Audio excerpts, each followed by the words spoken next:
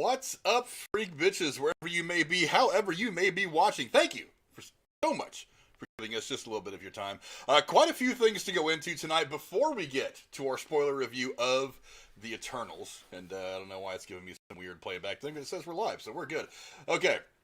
Anyway, without Miss Porter tonight, she had some stuff going on that she couldn't break away from, but that's all right. Whenever she gets back, we're going to have her to hear her thoughts on all this stuff as well. But joining me in the meantime is my hetero life mate, Jeremy Woolner. What's going on, my friend?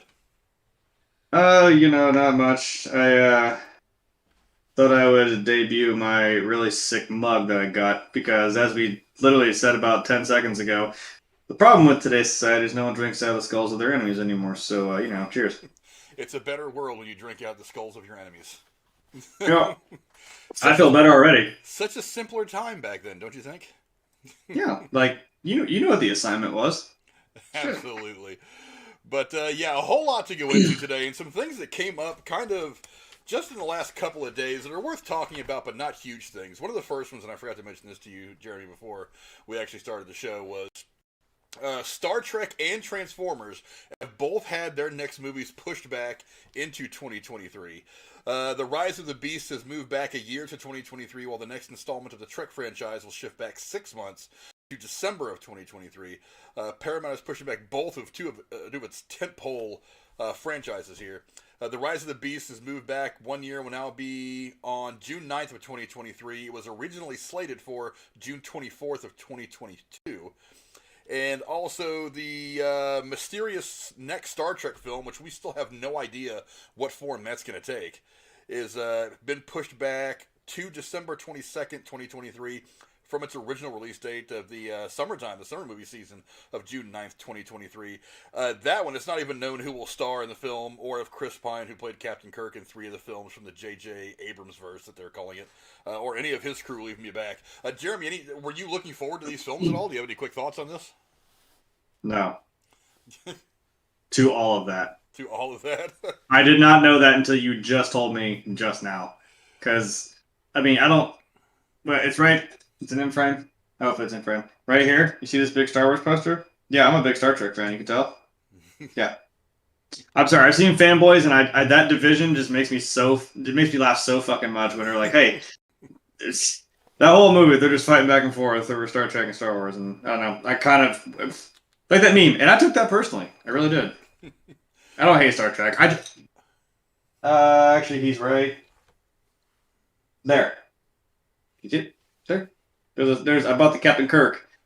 Sitting like a boss in the captain's chair like this, like just sitting off to the side. I'm like, okay, that's cool. I can't pass that up. Well, you gotta have Captain Kirk. Yeah, in the chair, like sitting there like a boss, sitting there just like, yeah, warp speed. No, I don't know what he fucking says. I don't watch Star Trek. You gotta have Captain Kirk. But me personally, I as far as the Star Trek was concerned, for one, I have no idea what that sequel's supposed to be. I don't know if they're going to reboot it again and do a whole new thing. I don't know if they're going to go to some of their place inside the canon, the universe of the story, and try and do like what they did with Voyager or Deep Space Nine and just kind of tell stories from that line from different perspectives. I have no idea what this is going to be. So you mean boldly go where no one has gone before? If they went boldly, I'd be happy. I just don't know what the hell they're doing. There was all this talk about Chris Pine. Then it was, what's his name? Chris Hemsworth was supposed to come back and play his dad again, which means time travel or some interdimensional shit was going to happen, which, that just convolutes the movie anyway. I'm not a big fan of that shit, never have been. Endgame got away with it because of the mad amount of fan service that they gave us in that movie. That's really the only reason why they got away with it. Back to the Future's bullshit. Back to the Future was all bullshit? I love that movie, but I will let Ant-Man / Paul Rudd say that. It's okay. It's funny. Yeah, so I have no idea what that movie's going to be. So, it's hard for me to get excited or upset one way or the other about it, because I'm not even sure the movie should be made. The one that gets me, though, is Transformers. Because it's bad, because I like the first 2 Transformers movies. The first one was really good. The second one was pretty good.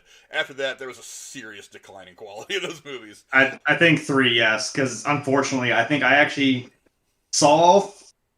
No, I saw the other 2, maybe not as many times, but then I saw 3, and the only reason why I saw 3 is because there was a later showing of Harry Potter, Deathly Hallows Part 2, and I had no other choice but to sit there through that fucking movie in order to get to what I wanted. It's like when I went to see Maroon 5 and they had to have magic on stage, and I'm like, why? I hate you. Go away. I didn't pay for that. You know, it's like that. Nobody pays for the opening bands. No, even if they're an actual well-established band, I'm like, man, I didn't come here for you. Yeah, I was kind of disappointed in most of what they were giving me after the first two, but Bumblebee I really liked. I thought that was done pretty well. Yes, because he's the actual fucking car that he was supposed to be. I know we want to jerk off the fuck. I almost said Ford Camaro. Wow, the Chevy. Look, the Chevy Camaro. Hey, yeah. Well, I'm really gonna piss you off because I'm like, yeah, you don't know what Bumblebee really is, and it shows. He was a fucking beetle. Like, come on. At least, I mean, I know you want to say, hey, this car's really cool, and everybody and their fucking brother have one of those cars. And I'm like, yeah, but that's not the real thing. Well, I really like Bumblebee. Bumblebee I thought was really good. Yes. Now, I'm a little biased because they did film a large part of it in my hometown of Santa Cruz, California, so I'm a little biased. But at the same time, I thought it was well done. I mean, I could have done without John Cena. They could have picked anybody. They could have picked a homeless guy from Skid Row and put him in that role, and I think it would have been the same film. But John Cena. But I mean, I enjoyed it, so I was kind of excited for the Beast Wars. I mean, because that's what this is Transformers: Rise of the Beasts. So it's going to kind of follow that storyline. It's going to bring in some of those characters, and that was kind of exciting to expand the universe a little bit and to start going into some different things. So it's not just Autobots versus Decepticons. It's not just Optimus Prime fighting the guys and all that. It's they were going to expand it out a little bit, and you always tell rich stories when you go and expand your universe. So I was excited for it, but they're putting it off, which I'm not as upset about that because I want them more than anything else to get the film right. I want it to be a good story. I want it to be shot right. I want it to be fun. And when you rush these things, especially the big money things, you tend to like lean too much on the shallow stuff that doesn't really have any substance, kind of the empty calories of the film. You know what I mean? So yeah, I'm the same. I'm the same with video games. I'm like, I hate that you push us back a year, but I'm like, yeah, but I'd rather it done right than what is it? A delayed game is better than a rushed game. Kind of same thing with a movie. I don't want to. If you're going to delay it, you're going to work on it, make it better. That's great. Like. I'm going to be... I know it sounds like Bob's Burgers, like, all right, but I'm going to complain the whole time. But yeah, I'd rather be done right. Yeah, but, I'm not too upset about either one of those. Like I said, the Star Wars or Star Trek one, I don't know. I got you. I don't even know if it should be made, to be perfectly honest, but it depends on what you're going to do with the story. Transformers, I say take your time. If you've gotten the franchise back to a place where you can put out some respectable stuff, then by all means, take your time. But that's just the one quick thought I had on that. One of the other stories that popped up is that Black Panther Wakanda Forever, the sequel to the absolutely amazing film Black Panther that came out a couple years ago, has actually shut down production as Letitia Wright continues to recover from an onset injury that she suffered in August. Jeremy, what are some of your thoughts on this? Yeah, when you brought that up to me, I was kind of surprised because, like, yeah, didn't that happen a few months ago? Or we heard it and we mentioned something about it, and what I had read, I guess it was too early at the time. They said, like, oh, it wasn't anything, like, major, which is good. And they're like, oh, she should recover fairly quickly and we'll be good. And I thought, oh, sweet, we're back on track. Nothing should really be, nothing like this was in the works, I guess. But now it's shut down, which makes me kind of wonder, like, okay, was it something a little more serious, or is it maybe just she's having a harder time recovering from whatever it was? I don't know. Again, whatever, delayed, and, we just talked about this with the Alec Baldwin thing. Like, man, movie sets are dangerous. So, well, they absolutely are. I looked at this article here that I meant to send out about, that I meant to put out on Twitter, about just some of the accidents for cinematographers over the course of the last 20 or 30 years, and that list is long, and some of them people were killed, and so movie sets can be pretty shitty places. On that note, let's see, it says here that Wright was injured, and I've got this is from Hollywood Reporter from THR.com. I've got links to all this stuff in the description below if you guys want to go read it. It says Wright was injured in late August while the film was shooting a sequence involving a stunt rig on location in Boston. At the time, Marvel Studios said that Wright's injury would ultimately not impact the shooting schedule of the film. That aged well. After the injury, Wright left for London, where the star has been since, while the production shot around her character. Shuri, the sister of Black Panther's T'Challa, Wright Shuri, became a fan favorite and breakout in the 2018 blockbuster. Yes, she's a wonderful role and a wonderful character. She's amazing. I was like, it doesn't overshadow anything else, but I'm like, damn if she doesn't steal every scene she's in at least. Holy shit. And she's badass on her own. Right. She goes in there and fights, man. I was like, oh, here we go. Here we go. But got them gauntlets out. Who's ready to fight? It does mention here that when Chadwick Boseman unfortunately passed away from cancer in August of 2020, that she was elevated to be the lead character of the sequel. So I'm here for it. So clearly, there's not really a whole lot of we can just cut that scene and nip that scene and whatever and move on. No, none of that. She's the lead. I'm here for it. It says it has been filming mostly in Atlanta for the last 2 months. Ryan Coogler is said to have shot all the footage that his crew is able to shoot without right. Sources say that the production is taking a hiatus to reconfigure the shoot to get things back on track for an early 2022 restart.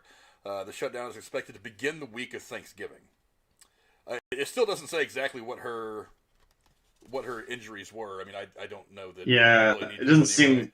It doesn't seem like that's been like released because I'm wondering like, okay, what was it? Was it something more serious or what? You know. But well, I mean, serious enough. I mean. Yeah, obviously.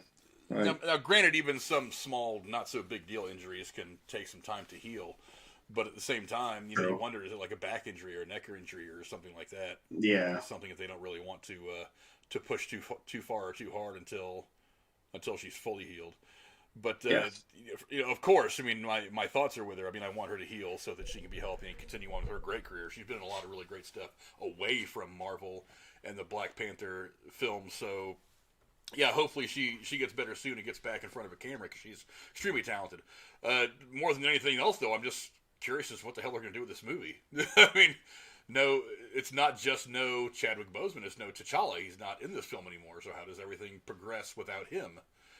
I don't know. I did read some article today that I'm about 98% sure was clickbait bullshit, but his 2% is like it could be that way. That M'Baku is going to finish the movie as the new Black Panther. Yeah, I saw that too, and I just kind of skipped over. I'm like, But there's only like 3 or 4 places that I can read this news from, and I can actually say, you know what, I believe that if they're saying it. Most of these places, like Gus's gas station movie blog.fart, I just don't know if I can believe it. I just don't know. I don't know if I can believe any of the shit that they say. You know what I mean? Yeah, I don't know. I know Shuri becomes Black Panther in the comics, so like there is precedence for this, and I'm like, yeah, you know what? We can do this and we can do it right, and you know what? I'm sure, like I said, she's amazing. She could totally make it work. She absolutely can. Mm. But you know, also that's part of that's part of the purple lights, but there's another reason. Eternal wise, we'll get there. Yes, I should have turned on my. I don't quite have purple. I don't have a good purple on my LEDs. Yeah, but, I mean, I'm looking at it up here. I mean, the purple looks kind of nice. It's weird. It does look pretty dope. Yeah, I don't know. I like that purple. Especially with it's still got a Loki feel to it too. You got that Loki shirt rocking today. Well, yeah, I was gonna. Well, here I can do it right now. Hey, you guys want to see something live? Boop. Shit, that didn't work. Green. I thought about doing green because I'm like, well, it's Loki, but I mean, I was like, no, hold on. There's a reason I'm gonna do purple. There we go. That works. Jeez. It's like Loki and Sylvie on the purple planet. Ooh, that's true. Ooh. If I had like little things that look like little raining down, like fucking some lights, like the planet coming down on me. And remember, this guy does this stuff for a living through the Halloween months, setting up cool displays and shit like that tickle your cosplaying and immersion into crazy worlds. So if I'm having anybody put some shit like this together, it's Jeremy. But now we'll move on to one of our main topics today. And I swear to God, I really do think that this entire franchise has been dead for a long time, but it just won't go away. And that's the Fast and the Furious. Now, Vin Diesel, he reached out to Dwayne Johnson a couple of days ago and tried to peer pressure the wrestling star back into the Fast and Furious franchise. Diesel posted on Instagram this week, let's see, this quote right here. My little brother Dwayne, which already makes me want to throw up my mouth a little bit. The time has come. But their family! Sorry. The world awaits the finale of Fast 10. As you know, my children refer to you as Uncle Dwayne in my house. There's not a holiday that goes by that they don't. Blah, blah, blah. Shut the fuck up. I swore that we would... let's see. Well, the one thing in here is I told you years ago that I was going to fulfill my promise to Pablo. That's a reference to Paul Walker, who passed away many years ago. You all know. He said, I swore that we would reach and manifest the best Fast in the finale that is 10. Although I don't know why he says that, because they've already said that they're doing Fast 11. Everybody's already under contract for it, so whatever. I say this out of love, but you must show up and do not leave the franchise idle. You have a very important role to play. Hobbs can't be played by no other. That's no shit exactly what he put in the Instagram post. That is not me mistyping stuff. That is actually his double negative. I hope that you rise to the occasion and fulfill your destiny. Uh, Good God. Jeremy, do you even give a shit about this anymore? The last movie I watched was Tokyo Drift, so no. I really like the first Fast and the Furious. Yes, I love the first movie. I don't know why the Fast and the Furious fans, the ones that are hardcore, why they think the first movie is the worst one. I think that's the only one that's good. It's good. It sets it up. It fucking I'm sorry. I have a small rant. I'm like, hey, remember the time? Yeah, wasn't life a lot simpler when we were just stealing TVs and shit? Yeah, it's 20 years ago. Just in case you forgot how old that fucking movie is. And it was about the cars, man. It was about the street racing and this underground criminal shit. And I'm like, oh, this is fucking cool. And this is also the time when I was a kid and I was playing Need for Speed Underground 2, which they're remastering, by the way. For all you gamers out there, go get that shit. That's gonna be crisp.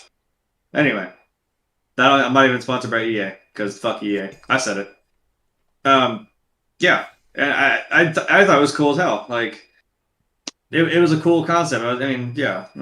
Typical fucking 11, 12-year-old boy, and I was like, oh, this is some cool shit, these cars. And then, 2 came out, I was like, whatever. And then Tokyo Drift, ooh, nice, cool. And then I was like, I don't care anymore. It's weird. Well, Tokyo Drift was just bad. I thought the first and the second ones were good. I think the first one's the best one of the entire franchise. I liked it because I'm still like, oh, this is a weird little spin-off. And I like drifting. I like the drifting thing. I just think drifting's badass, period. And then after that, it started to get more and more ridiculous. Now, yes, that's why I stopped. Now, some of the ridiculousness I kind of understand. I kind of got with.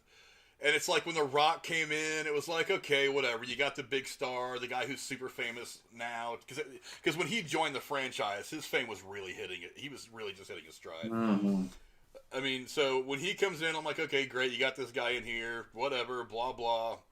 And it's become one of those franchises. It's not unlike The Expendables.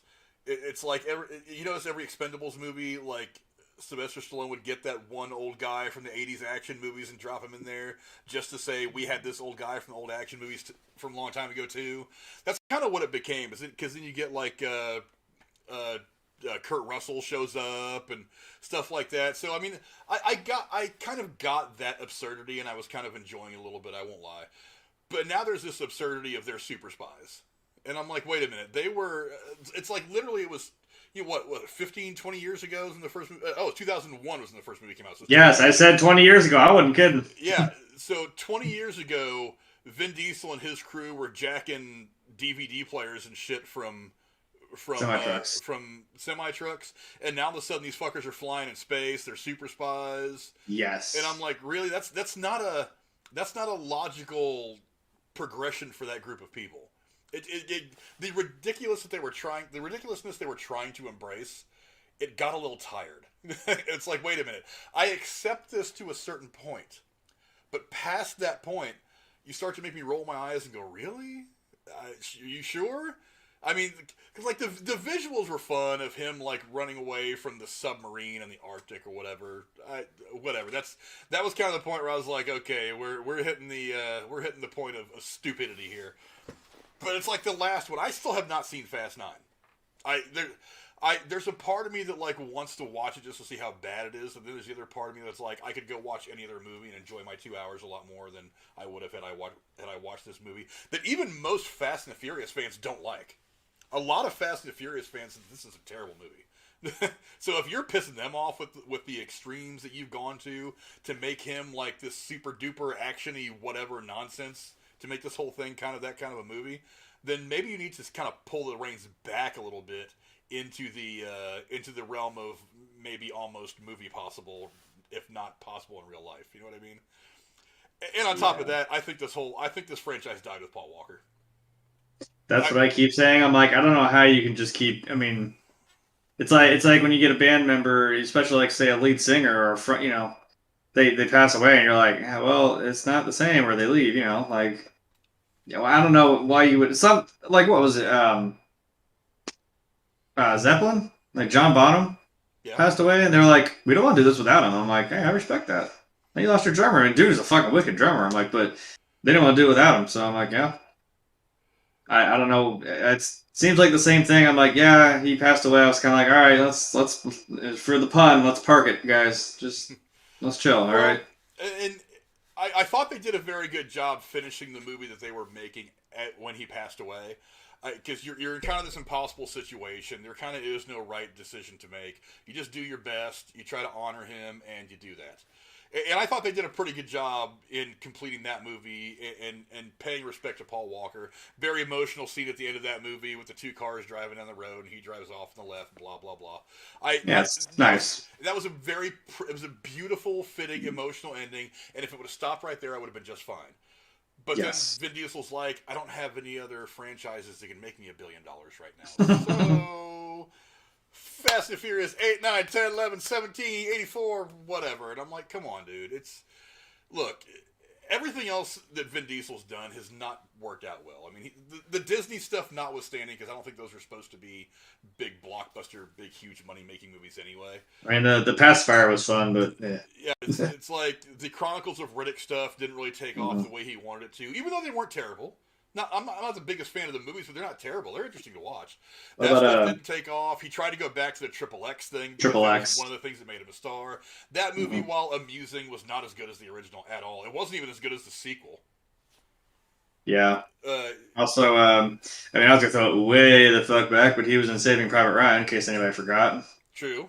I forgot about that. It's like, damn, he was really young. That would be one of his first movies, if not his first. I mean, I don't know. And some a lot of people. And some of his early stuff around that time is really, really good. Like, there's the one that he directed, I think, about a mobster or something like that, where he, like, if you look at him, he doesn't look like him at all. I mean, the guy's got, like, he's got, like, this Italian hairdo, whatever. He's in a disheveled suit. He's in court for something or other. I forget what it was all about. It's been forever since I've even watched the movie.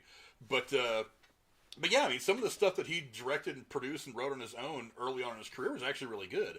But now he's just stuck in this Fast and the Furious nonsense. His character is getting more and more ridiculous every movie they make.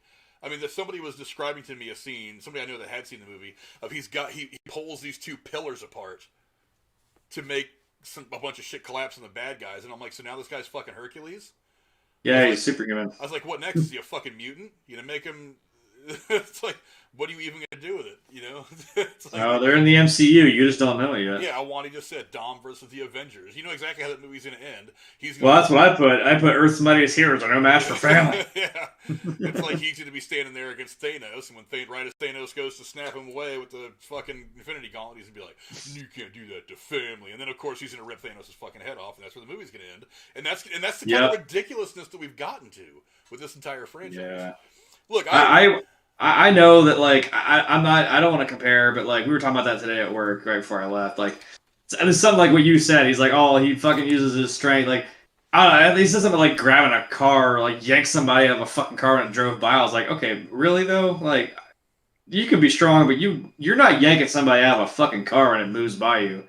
And I'm like, look, I know they do goofy shit like that with Arnold Schwarzenegger back in the day just because he was strong. I'm like, yeah, you do goofy shit in the movies like where he picks up some bullshit or he does something where it almost seems a little superhuman-like, but you're like, but it's Arnold Schwarzenegger.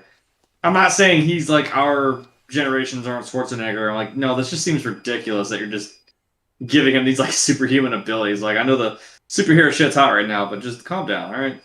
Yeah, I don't get it. And the funny thing is look, I feel like Vin Diesel thinks that he's going to convince The Rock that The Rock needs him, when the reality is that's not true.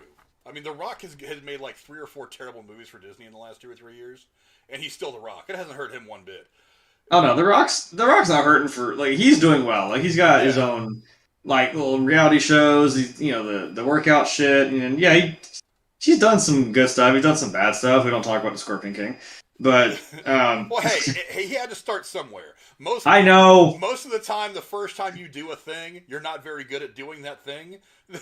So, and that was CGI was still making some big steps. It's not his fault. The CGI looked like shit. I don't blame him for that. Everybody has to start somewhere. The first time I swung a baseball bat, I was terrible at it. It took a lot of years to get good at it. So when you first start something, you're going to have trouble. I picked up a controller. I wasn't good at doing shit. And here I am. I'm still not good at it. I don't know. I'm better, but I'm just saying I don't know. Yeah, he's not hurting like Vin Diesel. Someone mentioned Wanda in the comments said Bloodshot. I watched it. It wasn't bad, but I was just kind of like, all right, cool. Comic book. I heard a lot of people say Bloodshot was average at best. That it wasn't. Yeah, I didn't hate it. I didn't hate it. I didn't like it necessarily. I don't know. It was a fun little comic movie. Well, like I was Visually, saying, it was cool. Yeah, I think that Diesel's is trying to convince The Rock that he needs Vin Diesel and this franchise. Here's the number I want to throw at you. Johnson went and made that spin-off movie Hobbs and Shaw, which I actually just saw recently for the first time. It was amusing, not great. It's good. Yeah, someone used the word cheesy. I'm like, yeah, it probably just seems dumb. It's great action. It's not good story. It's just not. They said they did something with Hobbs. It doesn't seem the same, like with his character. That movie went on to gross $759 million globally in 2019. Now, granted, that was pre-pandemic. Now, Fast 9, which released earlier this year, amongst a pandemic, so I'm going to give it some credit here, grossed $721 million globally, making the top-grossing Hollywood film of the pandemic. One, it was one of the first major films to come out after theaters started to reopen. And two, it came at a time when more and more people were comfortable going out. Like when Tenet released, there was still a lot of people that didn't feel comfortable going out to public places if they didn't have to. That's why Tenet took a big hit at the box office. Black Widow, a little bit of the same, I think. I think it would have done better in theaters had it not forbidden people for still being a little squiffy about going out. I think Shang-Chi kind of broke that a little bit and got more people out there, even though it didn't do as well. But yeah, I mean, $721 million is nothing to sneeze at. But if you can make a movie that is making as much as the Fast and the Furious, episodic movies, we'll call them, to use the Star Wars term, why bother going back if you're Dwayne Johnson? I mean, I've already read that they want to make a sequel to Hobbs and Shaw, and they do very much have a post-credit scene or a mid-credit scene or something that tries to set that up. But he doesn't need the Fast and the Furious franchise. He's established that character. He's off on his own now. That's the way it goes. And I think that Vin Diesel knows that this last Fast and the Furious movie got destroyed by not just a lot of critics, not just stuck-up critics, but I mean everybody. Like, I have not heard one person say that was even a decent movie. Everybody has said this movie's terrible. I think we're all finally getting really burnt out. Yeah. It's not fun anymore, guys. Every time about that, I just saw because of course I can't escape it. I see the trailers for it. I see the little clip where Dom and Letty are in the fucking car and they do they're Spider-Manning with this fucking car across a gorge or some crap, and then the car tumbles a little bit and her hair's ruffled. No. I'm like, fuck you. You would have gone through a windshield. Your neck would be cut open or some bullshit and your car would have been wrecked. Yeah. No. I get it. It's a movie, but holy crap. I am not going to believe that little cable held that fucking car and just did some stupid... Shut up. I know you went to space. Look, I got a Jason mask right here. Jason went to fucking space. Now I can tolerate that a little bit because it's goofy and I understand that. But no, stop putting cars in space. Unless you want to put Elon Musk in your next movie, do it, you coward. You fucking won't. They're going to be drifting on Mars. No, go ahead. I dare you. One of these days, we need to make sure we get somebody up there to get Elon Musk's Tesla that he launched up into space, put around in orbit around Mars. I'm saying. I want to see what happens to that. No, they are having some fun in the chat with this, with the potential matchups. Though. I know. I'm Wanda says the Celestials are no match for Dom. Right. I mean, we'll get to what the Celestials look like. I mean, one of them almost was birthed from the Earth. That's the tag. Family is eternal. Family is eternal. Dom versus Doctor Doom. Hey, I'm sure in the next movie Dom will spontaneously just erupt with this ability to fly. He'll be able to shoot laser beams out of his eyes. He'll have the strength of 1,000 men. Maybe since what's his face Icarus flew into the sun, maybe all of a sudden he's just reborn as fucking Vin Diesel. Yeah, it'd be awesome. Yeah, just I don't know. Like I said, I don't think that Dwayne Johnson needs the Fast and Furious franchise anymore. Nah. He's established... You'd be doing it for fun. You wouldn't really be... He's established... He'd be doing it for fun or he'd be doing it for a paycheck. I can understand doing it for fun. For the paycheck, is I'm kind of like, you make money in a lot of places. Do you really that's what I'm saying. He's already rolling in it. I don't think he needs it. Yeah, Wandy says he'd rather rock Black Adam 2 than Fast 10. Well, we got to have Black Adam the first one come out. Well, we're getting it. I'm ready. And then whatever the hell's coming out that DC plans on putting out, and then maybe we can get to Black Adam 2. But remember he ripped off his fucking gate to his house to go film Black Adam. I was like, he's not fucking around. This guy that terrifies me. Right? He's wanted this role for a long, long time. Yeah. Yeah, he doesn't need it. He's established himself in the universe. He can go do 3 or 4 more of these Hobbs and Shaw movies and make just as much money. He can be the lead and not a supporting guy for Vin Diesel and his family. And like I said, I mean, the whole thing's just gotten to a point of ridiculousness that it's more of a cartoon than it is an action movie now. Yeah. Now this 9, 10, and 11, Justin Lin, the director, said that it's supposed to be a trilogy that ends the series. Sure. But I'm like, you're not gonna stop making them because so many. If it makes money. Yeah, so many mindless people go to see this movie just for the shallow action that they're gonna keep going to the movie as long as there's that F and F logo in the title card. So, I mean, you're not going to stop making it. It's going to have Vin Diesel. It's going to have, his basic crew at least is going to keep coming back for these movies.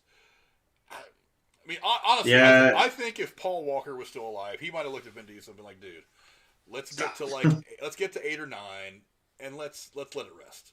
Either let it rest for a while and come back with and really put together a good movie. Spend 2 or 3 years really sitting down, writing a cool script, coming up with a cool movie, and then maybe we can go do another one.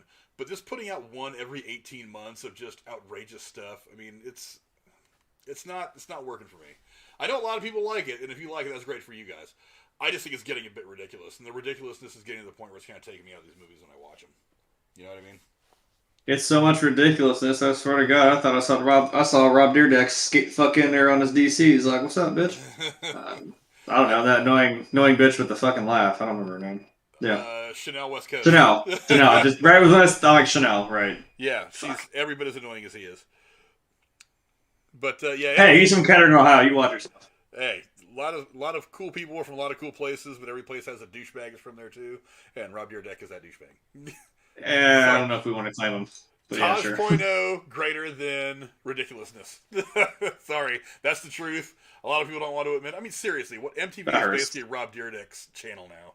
It's like 17 and a half hours of ridiculousness reruns and then the fucking Real World or some shit like that. They even play music. Yeah. But no, they haven't done that since the fucking 90s, man. But yeah, my final thoughts is good luck, Vin Diesel. I mean, if I were The Rock, I'd be like, look, I don't need your shit anymore. For whatever their initial problem was, I don't even remember. It was like they were clowning around too much on set. The Rock is a very professional, very driven, very focused kind of guy. Maybe it didn't sit well with him. It's not the first time you've heard that story from a film set. So, I mean, whatever. I mean, The Rock is going to go do his shit. He's going to make his money. Vin Diesel's going to finish this thing up and then hopefully walk away and do something else. Anything else. One of the interesting things to think about when it comes to how long the Fast and the Furious franchise could go is Vin Diesel is a huge D&D player. I am not into D&D, not my thing. I've played it a couple times when I was a kid. It's a little past my nerdiness has its limits. It's like my limits here, D&D is like up here. But he is a huge D&D fan, a huge D&D player, and he has been working really hard for the last couple of years to get a D&D movie made. And I keep hearing that progress is being made. So maybe it's going to get to a point where that film is going to kind of take his attention away from making Fast and the Furious Part 712, where Dom has wired fucking rockets to his wheelchair and he's flying himself into fucking space to go fight aliens. Or Galactus or whatever. Right. I mean, hopefully that will work out. Because I'm actually kind of interested to see what he does with that.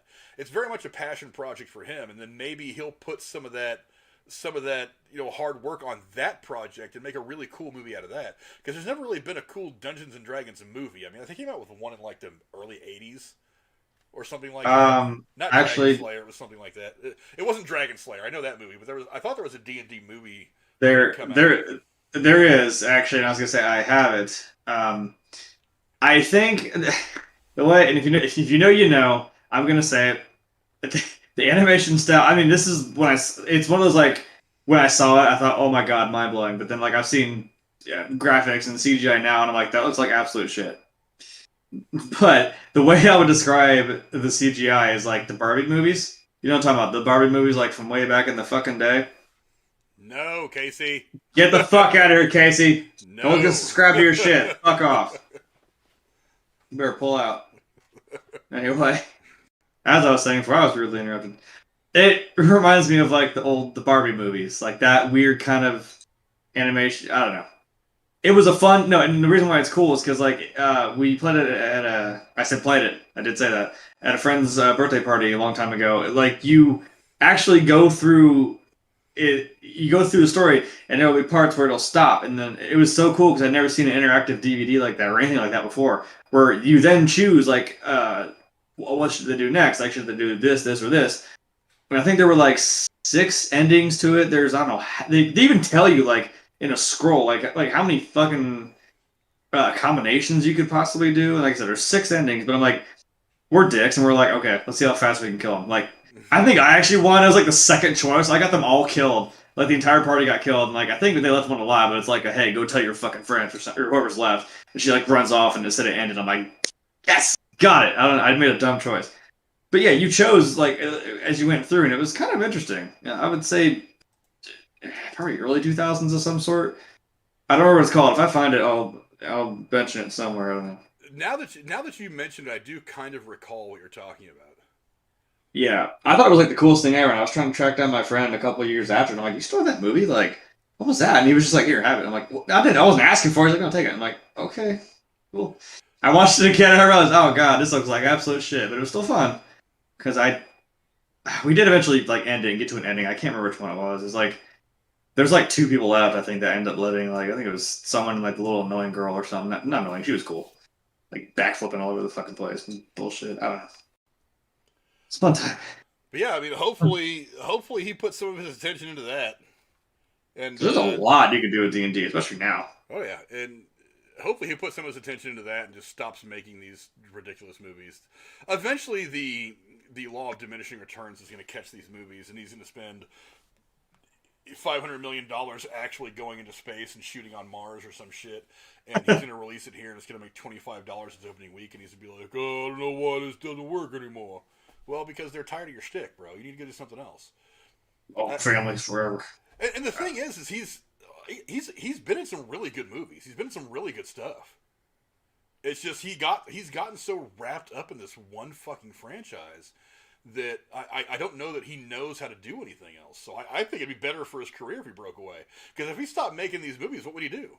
Well, let's say the D&D thing doesn't work out, and eventually these guys are like, dude, we spent $150 million making your last Fast and the Furious 12 or 72 or whatever, and we only made about $2 or $3 million total. So maybe we're gonna not put this much money down on any more Fast and the Furious stuff. Then what's he gonna do? He might actually You're gonna start hoping and praying. Yeah, I don't know. All I know is, to me, the Fast and the Furious franchise hit a big time downturn once Paul Walker died. The movie they did after he passed away wasn't terrible, but it wasn't the same. The chemistry's not right. Not having Paul Walker makes it a very different thing.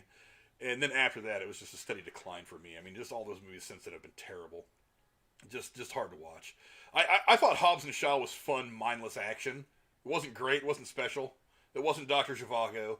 But it was to sit here and drink a couple of beers and watch explosions and car chases and watch the buddy cop thing that going on between the two was fun. But I mean, for the most part, the movie, whatever. That movie didn't pretend to be something it wasn't. That's one of the things I've always liked about the Expendables. Is like they make very clear what that movie is. It is a nostalgic 80s action, whatever, bullshit. We don't really care. We're not trying to win awards here. We're just trying to have fun. And I think that because of that is why people like that movie. They know they're going in there just to stuff popcorn in their face and turn their brain off for 2 hours.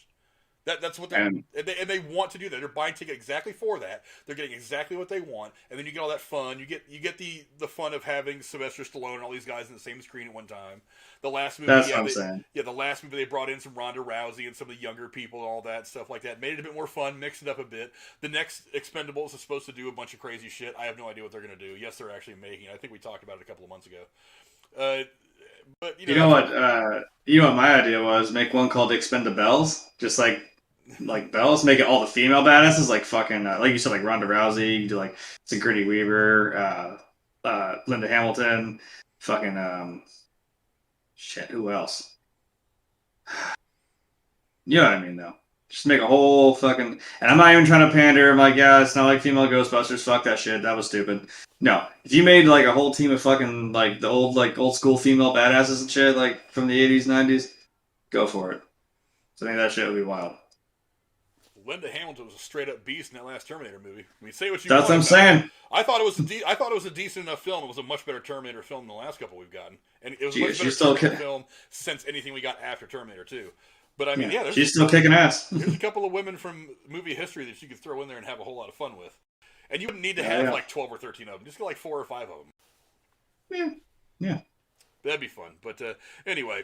Go down in the comments below. Let us know what you guys think about Vin Diesel trying to shame The Rock on an Instagram post, trying to get him to come back because, you know, he can't live without The Rock and all. Look, talk about clout chasing a lot. All the people I know on YouTube, this is him clout chasing The Rock. He knows The Rock has the clout. Vin Diesel wants to hold on to some of that clout. He's got to have The Rock back in his movie to do it. That's what this is all about.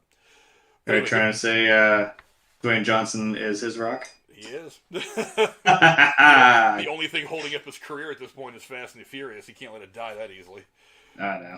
But anyway, go down in the comments below. Let us know what you guys think about any of the stuff that we've talked about so far. Want to go say what's up to the chat real quick. Who was in here first? As usual, Penny the Pooh. What's going on, Penny the Pooh? JCS Foot Rub. Woo! What's going on, brother? Jeremy Rachel. What's going on to my good friends? Van Edwards. What's going on with you, my man? Awandi. What's happening? Nick the Garbage Man. He's actually probably going live here in about a minute. I'll definitely be going and checking out his stuff whenever we get done here. Let's see, who else is in here? I know somebody else was in here, and I'm going to miss it. I don't want to miss it because I like the fact that all you guys are here. Oh, Casey jumped in, of course. He tried to jump in the call a minute ago. No, he Casey. Jumped in. Not happening. I'm not set up for a whole other thing. TSS2, what's going on, my man? Thank you guys for coming and hanging out with us today. We really do appreciate it. I also want to thank Magical Girly, I actually didn't send her a shout out last week because I completely forgot. But thank you, Magical Girly, for subscribing to the channel. We very much appreciate it. We hope you like what you see and hope you come back. I have been trying to advertise the channel a little bit locally lately, like in our area. Jeremy trying to find ways to do that. And so hopefully that'll bring some more people to the channel. I think that'll be really awesome. You print me out some posters. I'll just post them all over work. I don't give a shit. Sweet. I don't give a shit. Someone did that. She had a piece of artwork that she like drew, and I think she laminated it or did something, but she like stuck it on like the little kind of like central area of where we all we get our work, we get shit, there's time clocks there. She posted up, they're like, here, follow my artwork on like Facebook and Instagram and shit. And I was like, that's not a bad idea. Okay. I'll just right underneath. And of course, the love of my life, Miss the Harsh Truth, is here as well. I knew there was somebody else I was forgetting. I knew there was one other person there that I was going to overlook. Oh, I forgot her. That's fine. Who was it? Awandi's saying that Shang-Chi is already out on Disney Plus. I had heard it was coming out tomorrow, but that's fantastic for me. I mean, maybe I'll. But I don't want to overshadow all the other Disney shit that's going on tomorrow. Maybe I'll go watch it tonight. I think that'll be fun to do. But let's see. Before we move on, I do want to do a couple of the shameless plugs real quick that I did not put in my rundown. But we do have the Discord. Don't forget that. You can go there and talk about movies all the time, 24/7, whether we're actually on the air or not. There's different channels set aside for things like WandaVision, Falcon Winter Soldier, Loki. You can see there's going to be stuff on there eventually for Book of Boba Fett and all these other different things that we're going to be talking about. So you can go on there, talk spoilers, have fun, keep the conversation going in between shows. And don't forget, we also have our Patreon. I'm thinking that next week I'm going to do a Patreon giveaway. That's my plan right now. But for just $5 a month, you get a chance to win $25 in free movie tickets every month. I'm going to be doing some extra stuff between now and the first year because I've been slacking so badly on it for the last couple of months. But for just $25 a month, free movie tickets. I'm sorry, $25 a month in free movie tickets is what's given away. For just a $5 a month Patreon subscription, we'd appreciate it if you want to help us out with that. And then, let's see, what is the next thing I want to get into? Oh, yeah, the only other thing we really had to talk about, and that is the Eternals. Marvel's Eternals finally dropped this last week. I know, Jeremy, you got a chance to go see it, I'm sure. So did I. Yeah. The superhero pick was hindered by the lowest Rotten Tomatoes scores and audience cinema scores of any title in the Marvel Cinematic Universe, but it's seeing a more robust business overseas than it is here in the U.S. Chloe Zhao's Eternals did battle its way to a $71 million debut from just over 4,000 theaters in North America. That's on the low end of its expectations, but it is pretty close to its expectations. It did fare a whole lot better overseas, and it started out with the worldwide box office of $161.7 million. That's the second biggest global opening of the pandemic era. Jeremy, it did start among the lowest of any of the 26 Marvel titles to date. The last film to open to less was Ant-Man, which opened to $57.2 million. And was lower than the two other Marvel Disney movie releases during the COVID-19 pandemic, which were, of course, Shang-Chi, The Legends of the Ten Rings, and Black Widow. I mean, first off, let's start by what you think of the movie itself. I mean, what do you think of the Eternals? Okay. So I this is like that thing, like, I trust me when I say shit like this, I'm going somewhere. Trust me, I'm not just bullshitting somewhere. Like when I go to a haunted house and I'm like, I work in a haunted house, so it just doesn't phase me. Or it's like I'm looking. I hate that I maybe ruin it for myself because I'm just like looking at everything else. I'm looking at like production design, I'm looking at the actors and what they do, the set design, which I think I just said, effects. I'm looking at fucking everything as a whole. Because like I've been in that, and I hate that now. I was looking at this, and I'm like, I don't know why. To me, initially, it just felt like it was a weird. I want to say pace. I don't know, the way it was kind of cut, or maybe the way it was. Maybe not cut is the wrong word. Like maybe edited seemed a little weird to me. I don't know. I didn't mind the time jumping. If that's not clear what I'm saying, I didn't mind that. That was kind of cool how we kind of jumped back and forth between present day and then like each little thing in whatever civilization they were in at the time, or what big global event was going on, and it like how it bounces back because it kind of sets up, okay, we're getting the band back together, kind of deal. And something in each part of history that like each of them maybe fell out, they didn't believe in humanity anymore, or something happened, and this one went off, and it's like, okay, so how do we find them again? That was kind of cool, and the overall story was kind of cool. It seemed. We talked about the director. I think I can't remember. You said their name. Chloe Zhao. Yeah. Someone explained to me like maybe it's just the way that particular person makes the movie. Maybe that's why. And I'm like, I didn't hate it. It just maybe seemed a little different to me. I don't know. Me weirdly when I listen to the music too, and I'm like something would happen, and it would just be like dead silent. And I'm sitting there, I'm like, I almost kind of went forward a little bit, like physically. I was like waiting for the cue. I'm like. And then the music starts building up. I'm like, okay, when shit happens, cue the fucking music. I don't know. It was weird to me. I don't know why. I just sat forward like, where I should feel it. There it is. I'm like, I don't know. And he said that's just the way that person does it. I'm like, I don't know. I thought the story was cool, and honestly, the two the mid credits and post credits scene are probably what. Of course, that's you can watch the whole movie, and then the last 30 seconds is what you're like, what? Whoa, what? And that's what gets you. Let's not get to the post-credit stuff yet. No, I'm not there yet. I'm saying there was somebody screamed at the end credit scene, like what it was about, and I was like, yes, that's what I was. Thank you for what was in my head. You didn't have to scream it, guy. So he was so excited. Yeah, I'll tell you when you get there. I was pretty happy about the end credit scene myself. The mid credit scene I thought was fun, but the end credit scene that was the singer. Look, I get some people's problems with this movie. It's different. One of the things that Marvel's done for all their movies is they've taken many, many, many different approaches to tell individual stories of the heroes. The individual Iron Man movies are different from the individual Captain America movies, which are different from the Ant-Man standalone movies, which were different from the Hulk movies. They're telling these stories in different ways because that's how you keep the audience engaged. If they were all just regular old superhero action movies, I guarantee we wouldn't have gotten to 26 films. This thing would have been like they would have gotten to Endgame, and that would have been it. This would not have lasted as long as it has. But because they keep telling you these things from different angles, they attach you to these characters in different ways. It keeps everything fresh and new. So that the next time, so that when you do get like an Iron Man 2, you've seen 4 or 5 other movies since the first Iron Man came out. You've gotten all these different angles and feelings. You're going back to this thing, and it kind of makes you want it more. You know what I mean? Or makes you appreciate it more. Chloe Zhao, look, she is the reigning Best Director Oscar winner for a reason. She makes some very interesting, dense, character-driven movies.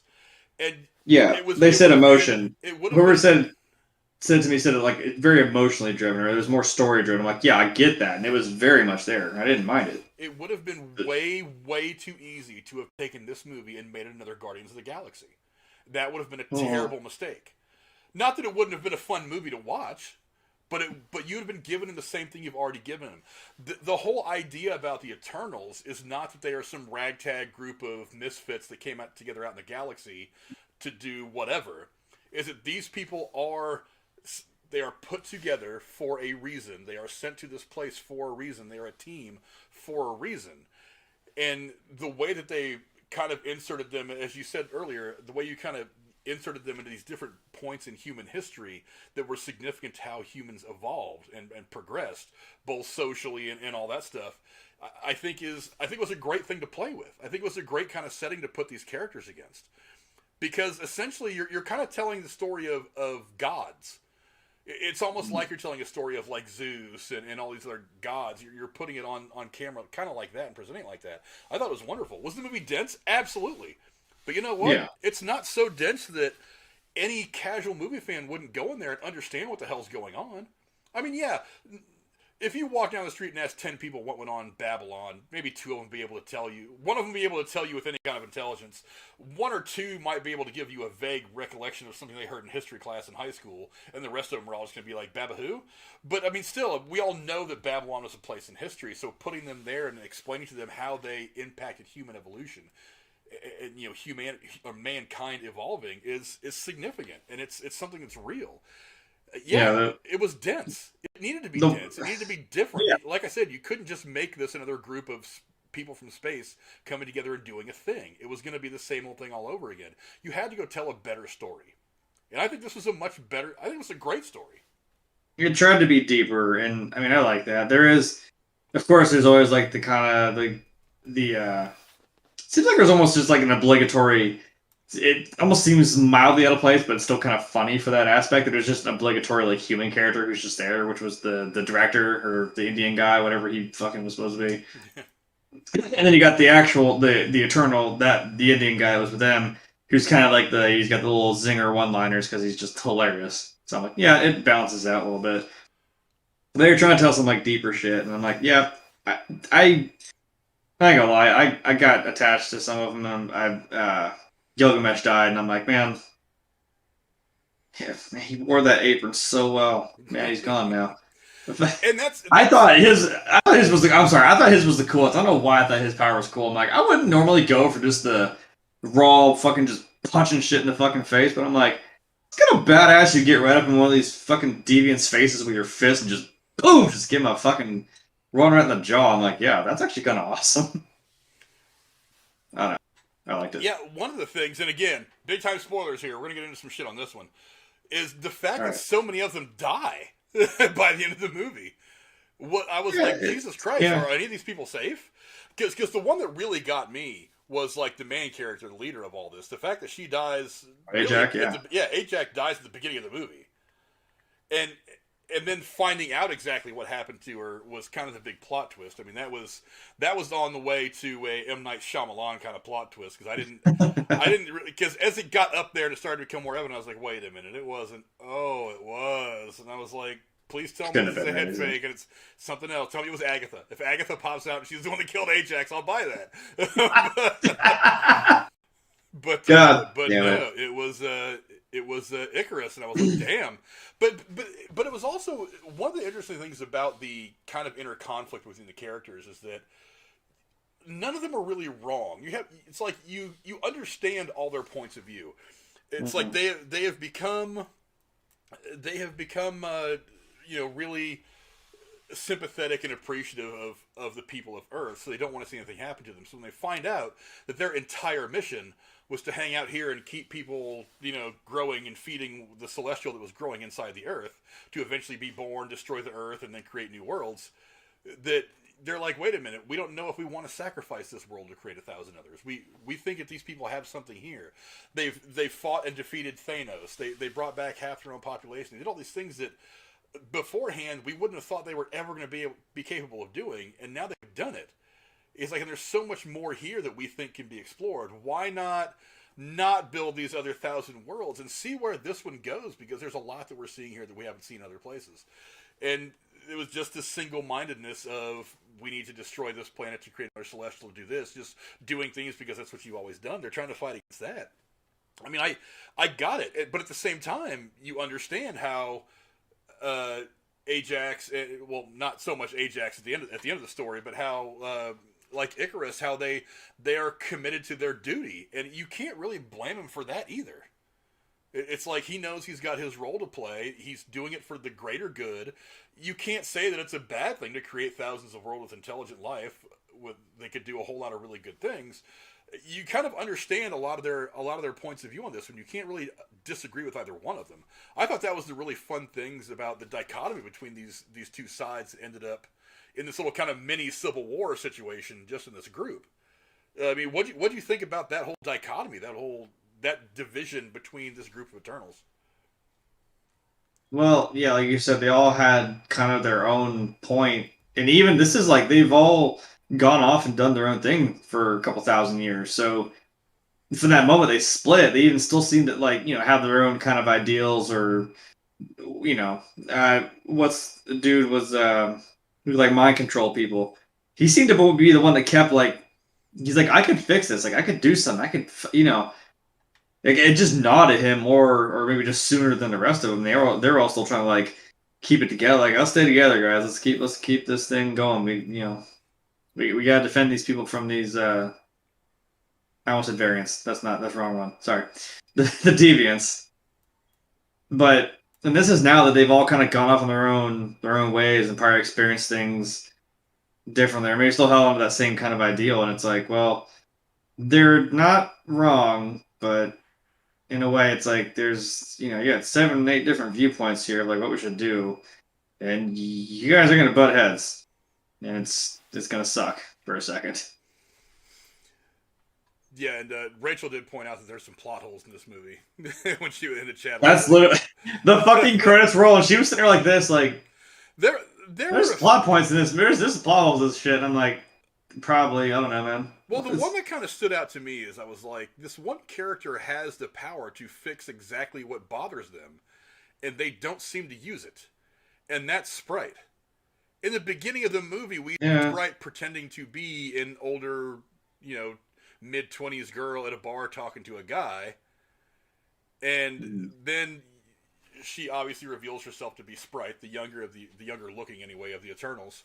So, and the whole time, Sprite, I mean, you find out that Sprite is harboring this crush on Icarus, but can never be with Icarus because Sprite is trapped in the body of a 12-year-old girl or whatever the hell it is. And I'm like, but you have this power to create whatever visual illusions you want that are, real. Like Wanda creating her whole thing in WandaVision. I was gonna say, just like Wonder Woman, that wasn't really Chris Pine, but it kind of was. I'm like, it's still weird, but so you've been messing around with this power for the last 7,000 years or something like that, or 10,000. I don't know, long time, really long time. 7,000 years, yeah. So at no point in that 7,000 years did you not think to yourself, hey, wait a minute, I'm going to go over to wherever the hell I'm going to go. I'm going to go start in Wisconsin somewhere all by myself. I'm going to pretend to be a 12-year-old girl whose parents died, and I'll just slowly age myself, and I'll go through school and live my life, and if anybody needs me, they can just come get me, like ends up happening in the movie. She eventually does that. But that's the thing, is she doesn't. She never does that once over thousands of years. Like, she has the solution to her own problem, and it just never occurs to her. I don't. Maybe, that was the one that got me. Maybe it did, but it may have still been that sense of duty where she's like, not. They're like, well, you're not allowed to, do that. You're here for a reason, not to be, just aging yourself. I mean, I don't know. Maybe they're just like, here, do what you promise, what you will, but this is your main goal. Keep it in mind. I'm like, I don't know. Maybe she could have done that, but and that's valid. But all the Eternals, after they separate at the early point in the movie, after the Battle of Babylon and so on, and they all go their separate ways, because that's the scene where you first start to see the difference in how they view what they're doing and their duty and everything like that. And that's why Ajax tells them all, go your separate ways, go have your different lives, go live out in the world. If we need to get together again, we know how to find one another, and that's fine. And so they all go on and have their lives. So all these people go out and have their lives. One dude goes and becomes a star in Bollywood. One girl goes and becomes a professor. I don't know what the hell Sprite was off doing. They all went and just kind of lived their lives. It never once occurred to Sprite just to go do that. You had 7,000 years to do the simplest thing. And you could have done that without sacrificing your powers like she does at the end of the movie. and without without also being able to be called back into service if needed. Actually, maybe that actually does make a better point now I thought about. I'm like, wait, didn't they say wasn't it after Babylon? They were like, oh, okay, all the fucking deviants are dead. Cool. Now we just gotta wait to go back home. And that's what they were doing for that when they split. Because maybe wasn't that it? Because they said they assumed like, oh, all these deviants are gone. Like, we're good. Now we just gotta wait for the call to get back home, which we know now was not going to happen. That wasn't the point. Yeah. But they were still sitting there for a couple thousand years, just like hanging out. Like, maybe she could just play with that for a minute, just been like, ah, fuck it, I'm just gonna, age myself up. Like, I don't know. Yeah, I didn't really get that one. The one thing I did like, though, and in Wandy, I gotta disagree. I actually really like Angelina Jolie's character in the movie. I was really skeptical. Now, it wasn't the best. I was really skeptical about bringing her into the movie because I'm like, Angelina Jolie might be a bit too big of a name for this. If you want her to be part of an ensemble... I was worried about that, too. Yeah, she's not usually the ensemble kind of actor. You know what I mean? Yeah. But I gotta be honest. She'd be your main actor. Yeah, I actually really like the way that she fit into all this. It's like she didn't overrun any one scene. She didn't overrun the cast. Mm-hmm. She wasn't one of those side characters that ends up getting too much of the attention and takes away from the main characters. I thought she played a pretty interesting role in this. And I did feel sympathy for her character, having that whatever problem she has that we would end up finding out as the memories of the old versions of herself, trying to creep back in and kind of making her go crazy, just kill everybody that was within reach of her, including her own friends. And mm-hmm. I kind of dug her. I kind of dug her in this movie.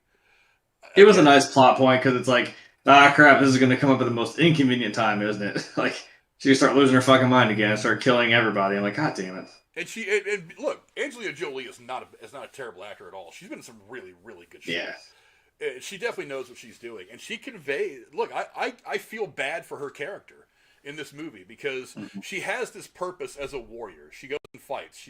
She wants to battle.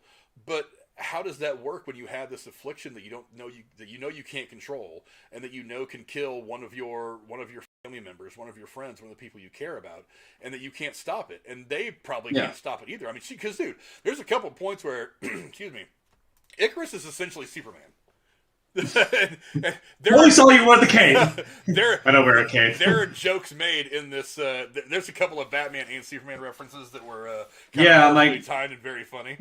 But, I'm like, wait, we're in a Marvel movie talking about DC stuff. We're doing this. We're doing this now. Okay. It was fun. Those were good references. I know. But he is essentially Superman, and she whoops his ass. There's a couple of times where she's beating the fuck out of this guy. Yeah, because it didn't happen in front of him. He's like, oh god damn it, right now. I'm like, right. Now, granted, they're both gods. It's not like she's Batman in a fucking souped-up Iron Man-looking Batman suit that's powered by kryptonite or whatever the hell he did with it. But I mean, Vibranium. They are both gods in a sense. They are both kind of equals in that sense. But I mean, she is whooping his ass all up and down the beach, son. I mean, she is not giving him much of a chance at all. I mean, she is an actual warrior. She is like fighting. I'm like, yeah, you can shoot fucking laser beams out of your eyes and you can fly and shit. I'm like, well, I mean, that's pretty clear cut. He's not out here trying to like do backflips and all kinds of fancy shit with whatever light weapon she can just keep like changing in her, interchanging on her arms, which I thought was sweet. Like she goes from like the spear and the shield to like the two little blades, like the two really big swords, and I'm like, that's actually kind of sweet. She kind of mixes it up a little bit. Kind of cool. Yeah, Wandy, I disagree that none of the characters were interesting. I love Jax. Or Ajax, I'm sorry. I love Ajax. I was really kind of bummed to find out so early in the movie that her character dies. Now, it should be noted that she is under contract for a second film, so she's going to be in the second film at some point.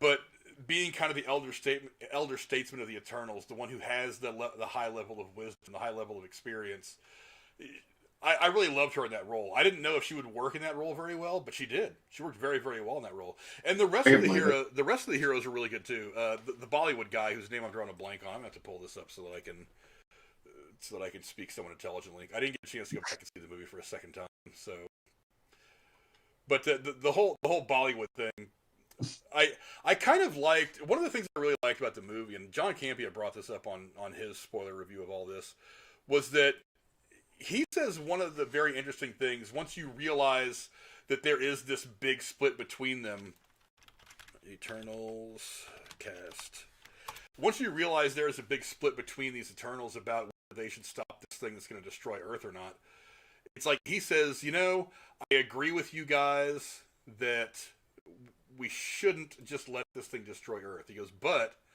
I also agree with Icarus that we were here for a reason, and I don't want to fight either one of you, so I'm just going to walk away. And he walks away. It would have been really cool to see him in that final battle, fighting Icarus and maybe trying to do some stuff. But I mean, I kind of like the fact that there's that one. What I'm not going to do this with you guys. I love you all. I agree with you both. I disagree with you both. I won't be forced to choose sides against one of my family members versus another. To make a meme out of it, it's like, you're a bad guy, but you're not like a bad guy. He actually seemed like he cared and he didn't want to do it, but it's like that overriding sense of I have this duty to do and I have this job, this mission I need to complete. And it's like, damn, look, I know that was you can't tell me when, he puts Ajax's body back at the little farmhouse in the middle of fucking bumfuck Courage the Cowardly Dog nowhere. That, like, he lets that scream and does, like, the fucking eyes. I'm like, yeah, that was a Superman thing. That's, When he snaps Zod's neck and he's just like, ah! I'm like, yeah. He's having a moment. Just let him work through it. I'm trying to find the name of the one guy who was absolutely the comedic.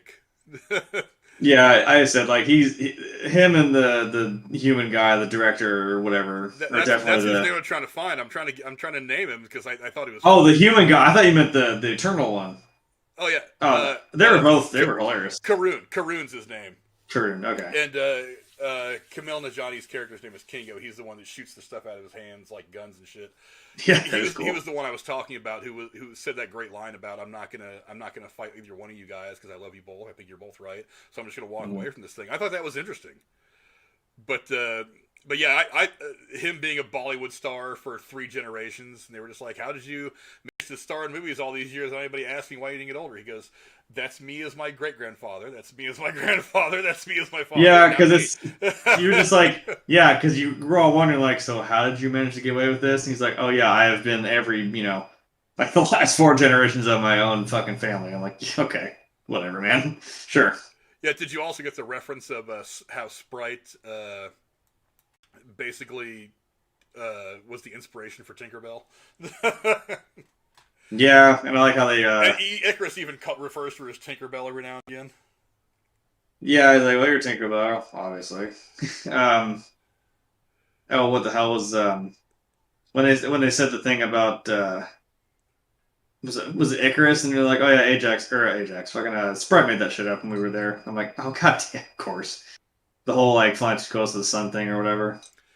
Yeah, and... it was something they made up, like, oh yeah, that's not true. They were just bullshit telling stories. I'm like, of course. Damn it. Yeah, I also loved Brian Tyree Henry's character as Fastos, the one who creates all the shit with his hands and all that stuff. Like the engineer dude who made all the... That was cool. That is a unique character that I really enjoyed. I mean, just we've never really seen anybody. I mean, I guess maybe Sprite to an extent, but I mean, we never really see anybody that has that kind of ability to just create shit. I mean, wouldn't it be great to see like him, Tony Stark, and Bruce Banner in a lab just fucking around with shit for a couple hours? Throw in Shuri too, because she's mechanically minded too. Shuri as well, absolutely. Gilgamesh, like you said, I loved him. I think he was my favorite. One of the subplots of the movie that I enjoyed the most was his really deep connection to Thena, to what's her name, Angelina Jolie. I really did like his connection to her. It's that one connection. Yeah, they all went their separate ways, but he's like, if I leave her, I don't know. A, I don't know what will happen to her. B, she could freak out and go killing a bunch of humans somewhere. But I think it was more than that. I think he stayed with her because he cared about her. And he's like, you know what? I'm going to take this responsibility upon myself for my sister Eternal to look after her for as long as I need to look after her. I really appreciated him in the movie. I don't think he got nearly as much credit in the movie as he should have. Again, when he died, I was kind of like, really? That's fucking horror, because I really liked his character. The other thing I know we needed that thing that like, oh crap, Angelina Jolie's gonna lose her fucking mind. She doesn't have him there to like, ground her a little bit. Like, oh no, she's gonna have to do it herself, or otherwise she's gonna lose her mind. I'm like, oh, shit. Yeah, he's also the first Korean superhero, which I did not realize until I was reading this just now. And also, good, cool enough, he also was able to utilize his boxing training for the role, which made perfect sense because that guy hit hard. All right. He's One Punch Man. That was awesome. Yeah, also, and he's also kind of a comedic relief. It was hilarious when they're like, "Oh yeah, we had a global earthquake event the other day." He's like, "Oh, I thought I was drunk again." I'm like, "God damn it! This has happened before." Don't forget his spit beer that he made everybody drink. Yeah, chew each individual corn. I ferment it in my own spit. Corn. I ferment it in my own spit. Yeah, any more of that? Can you please get rid of the spit beer? Thought you liked it, man. My God damn it. Yeah, I really like it. The one thing I do want to say about this movie, though, and we talked about diversity a couple times in the show. I don't like diversity for the sake of diversity. I don't like it being forced in there. It Chapter 2 is one of the things I remembered recently because me and Jennifer sat and watched a couple days ago. They forced in the whole Richie is gay plot into the second movie where it didn't exist at all in the first movie. They never really had explored it in the second movie anyway, so it was just there to be there, and that kind of annoyed me. It took me out of the movie for a while. Having the first gay superhero in Fastos, I thought it was handled very, very well. It wasn't in your face; it was natural. Yeah, that's how you should do it. It was nice. One of the things that I remember about I think it was the second Star Wars film that J.J. Abrams did when they made Sulu the gay character. It's like it wasn't like he was holding hands with his husband and walked on the bridge and was like, Captain Kirk, I'm gay. Look at me having a spectacle of all my gayness. They just had that one scene where they show up at this base and his husband and their daughter roll up and they hug, and it's a regular, normal, nice, cute family moment. It wasn't overstated. It was very simple. And one of the things I liked about it is that it just made it look like that kind of thing. It just fits. It fits into the fabric of society, and it does. Well, it was really sweet that was like he was really, and that was his motivation, was for his family. He's like, it's not just humanity, it's my family. This is what this is about now. This is what I have, and I'm going to fucking fight for this. I'm like, you know what? Good for you, dude. Yeah, good for you. They managed to work that in there in a way that it wasn't obtuse. It didn't run over the rest of the movie. It didn't run over any dialogue. It's just they were, him, his husband, and their son were just a family like any other family that they want to try to protect. And I thought that the fact that they so naturally worked it out, I thought was great. I thought that is how you work diversity into a movie or television show. You have to make it feel natural. You can't just force it. If you force it, it's not going to feel right to anybody watching. Sure, there's going to be those obtuse, like, really left-wing progressive people who are like, yay, more gay people. And I'm just like, yeah, I don't care if a character is gay, straight, trans, whatever. Make it natural to the progression of the story. Make it all fit, and I'll be fine with it. The only way you can do that and also still make it funny is like Klinger from MASH. That's just fun. That you can be ridiculous in your face. Best tranny ever. Yes. Y'all don't even know. Klinger's got it going on. One of the things that Disney bought when they bought all the Fox IP was MASH. So you know what that means. That means that Klinger is now a Disney princess. Yes. Yeah. Where's that t-shirt, damn it? Hey.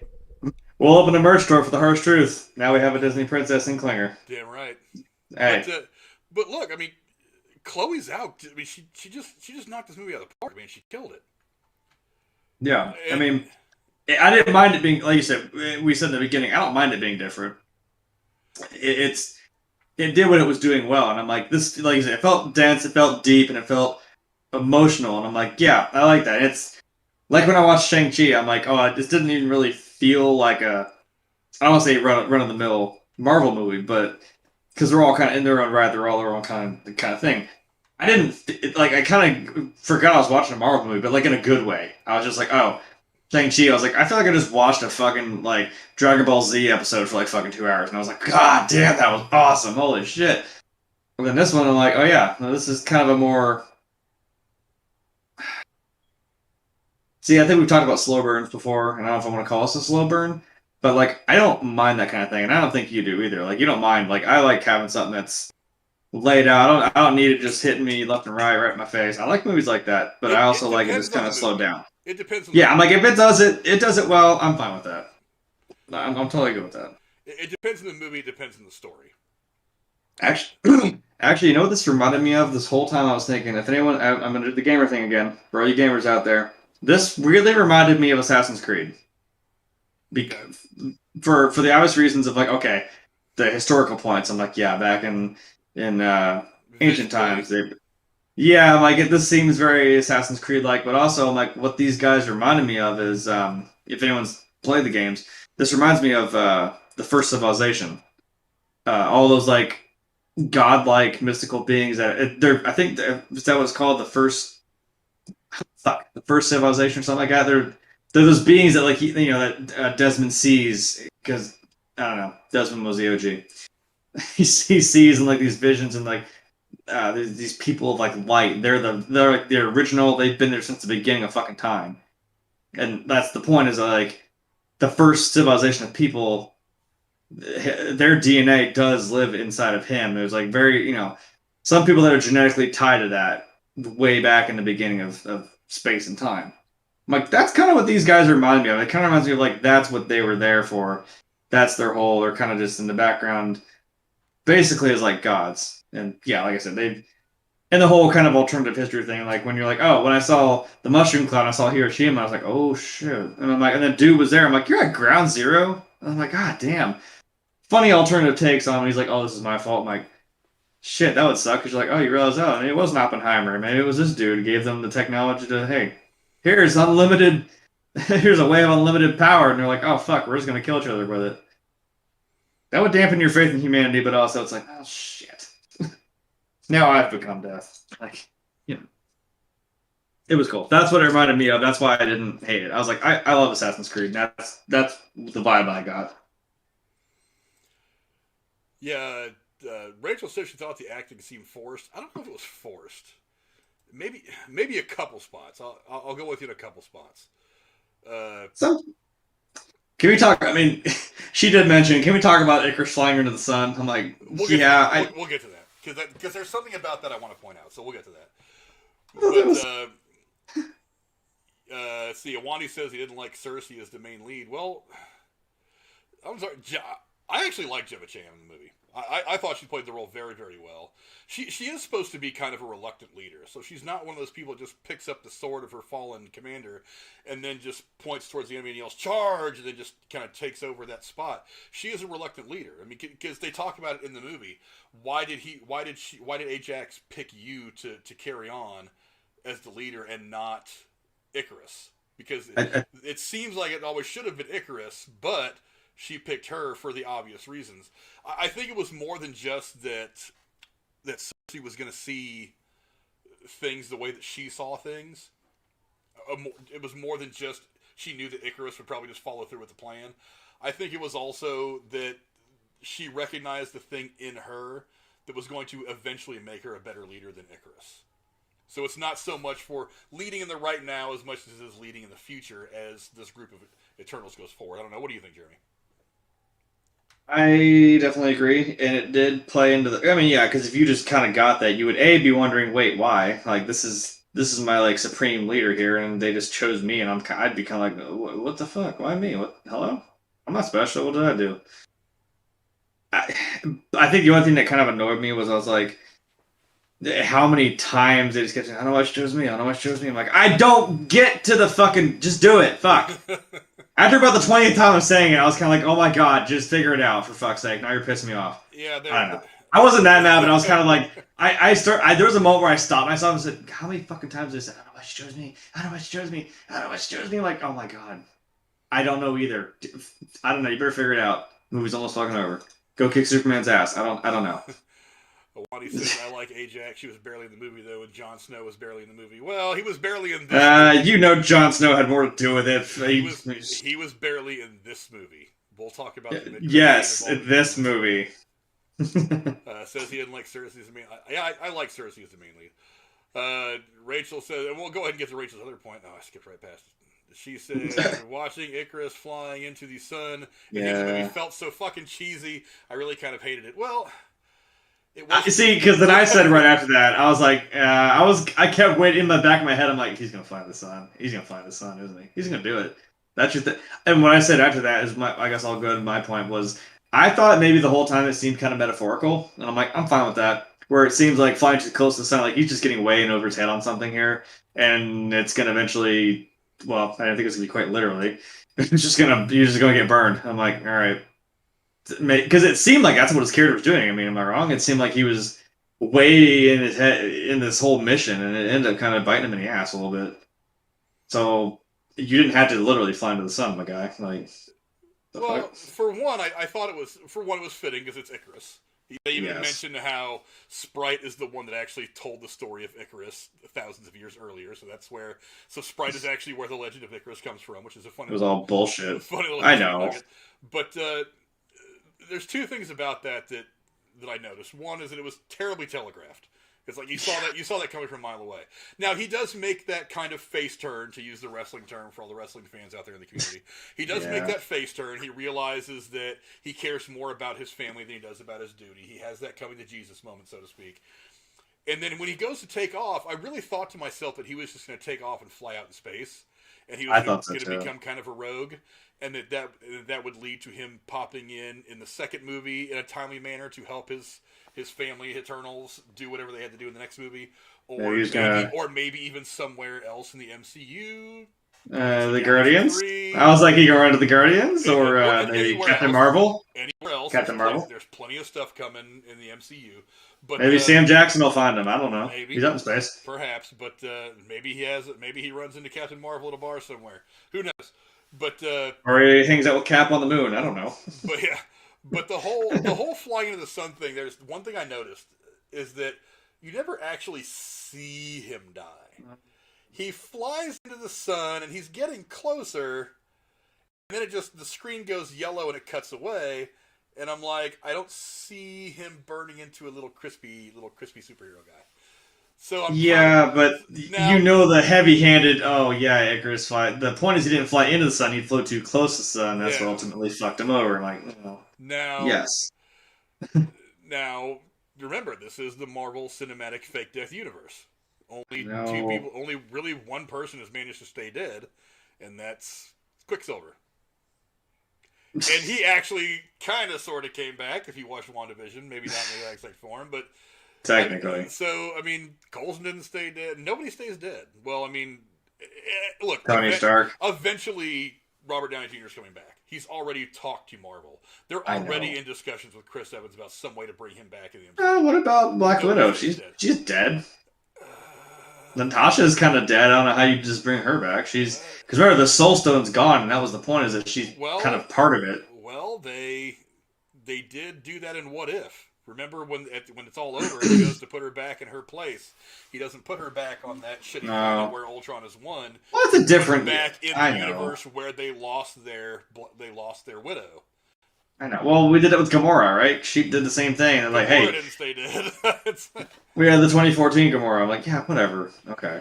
Yeah, but I don't know. You know, there's a lot. Go ask Loki for one of the fucking paperweights. I don't fucking care. Bring her back. Go get him out of dude's desk. Awandi says, was he gay for 7,000 years, though, or did he just come out? I don't know. That's the nice thing about it, is it's not important. It's not important to this story. It's not really important to his character arc in the film. It just is.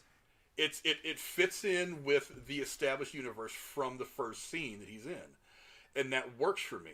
It doesn't need to. Because like this whole thing, like when Star Wars The Force Awakens came out. Movie comes out, a lot of people really liked it. I think it was a better movie than some people think it was. A lot of people liked it. And then the fans started this petition. They wanted to make Poe and Finn a gay couple. It's like, well, why? Right. We haven't established them in this universe as that. If anything, they established a little thing that was starting between Finn and Rey. So it's now you're just going to abandon that whole thing and then make them a gay couple? How do you do that without making it look obtuse and stupid? The nice thing is that his character was established as being what he is from the get-go, and we move forward with that. I actually like the fact that they didn't say that, oh yeah, I dated women for 3,000 years, but for the last 4,000 years I just decided to start bad for the other team. There was no explanation to it, which was nice. It's one of the reasons that it worked for me. It's just what the character is. That was nice. Wanda says the Celestials were scary. Well, I mean, they are birthed from planets. It's like, Yeah, you see some big fucking hand come out of the ocean, it's gonna terrify the shit out of you. the planet is a womb for these things. It's like, Yeah. so yeah, they're scary. But again, that's one of the interesting things about it is that the Celestials have a very important purpose. Yes, they destroy this planet and they use up all this life to grow or whatever, but from this one planet being destroyed, 10 other life-giving planets are brought about, and that's 10 times the life that is given for the cost of this one life. So it really is kind of that age-old, Dr. Spock thing. The good of the many outweighs the good of the few. It is kind of that weird situation that some people find themselves in sometimes. Is, do I screw over 5 people to help 25 people, or do I not do it because I would have to screw over those 5 people? That's part of the whole thing. I think we're all still just sitting here trying to justify Thanos. I'm like, stop. Yeah, really. Marvel has like 40 films that equals 40 comic books. Oh, trust me, they're not stopping at 40. I honestly think that as long, because remember, they're still making comic books. Comic books are still very much a real thing. They are still very, very popular. Not only that, is they come up with all kinds of different storylines and stuff all the time. So as long as that core material that people like Marvel and DC build off of, as long as that's still growing a base of different storylines and characters, there's always going to be something new to tell. So I actually just it's not a long read, but I actually read since my very prominently obvious sweatshirt that I wear all the damn time. I actually read the little short series of President Loki, and it was a fun little kind of political-ish kind of romp, and I was like, yeah, this is fun. I actually read it, I'm like, this was actually kind of funny. And of course, the whole point of what he was doing at the end, it's like, he's like, but that was the lesson all along. I'm like, oh, yeah, you're still in there, Loki. I see you. It was fun, and the little nods that like flat out like was in the first one. There's just J. Jonah Jameson being himself, and he looks like just like dude from the movies. I'm like, all right, cool, that's established. And then fucking in one panel, there's I think it's female Thor. I think in this one, Thor it's his sister. And then like they're hanging, and then he has like another sister. I can't remember her name. And they're hanging out at a bar waiting for the election results. And there's fucking just Rocket and Groot having a fucking drink in the bar they're all hanging out in. And I'm like, all right, whatever. The Guardians are here, sure. It was fun. Yeah. Just fun little dumb stories like that. Just fun to go somewhere with it. Wandy says, will they introduce Galactus like they did Celestials? It's an interesting question. I kept thinking it was gonna be Galactus. Like, oh shit. They're kind of headed kind of in that direction. Get the world eater up in here. But I've also heard one of the things that Kevin Feige wants to do is he wants to, instead of doing this giant thing that ends up happening over the course of 3 phases, that he wants to try each phase having its own main bad guy. So instead of having 20 movies that build up to a big fight with Thanos, and then having another 20 movies that builds up to a fight with Galactus, that maybe you're going to have like 5 or 6 movies, and then there's going to be the big mashup that handles the one big thing. And then you're going to kind of start over again. You're going to have another 6, 7 movies that end up in that big mashup film, and they handle the big bad guy of that phase. Now, I don't know if that's going to actually happen or not. It could be Galactus. Yeah. I don't really know, but it could. It would be interesting to see them go up against Galactus. I mean, they went up against Thanos. To get bigger than Thanos, you're going to have to go to somebody like Galactus. So if you want, like I said, the fucking world eater. Hell yes. Yeah. So who knows? Actually, really quickly, speaking of the world eater, how about Aldo win the world eater? It is Skyrim's birthday. It has been out for 10 fucking years. You're old. So I didn't get to have today off for Veterans Day to, I didn't get to play video games. I would have played Skyrim all day. Oh, poor guy. Oh well. Poor guy. I know. It's okay. TSS2 says, "What's going on, TSS? Good to see you in here, buddy."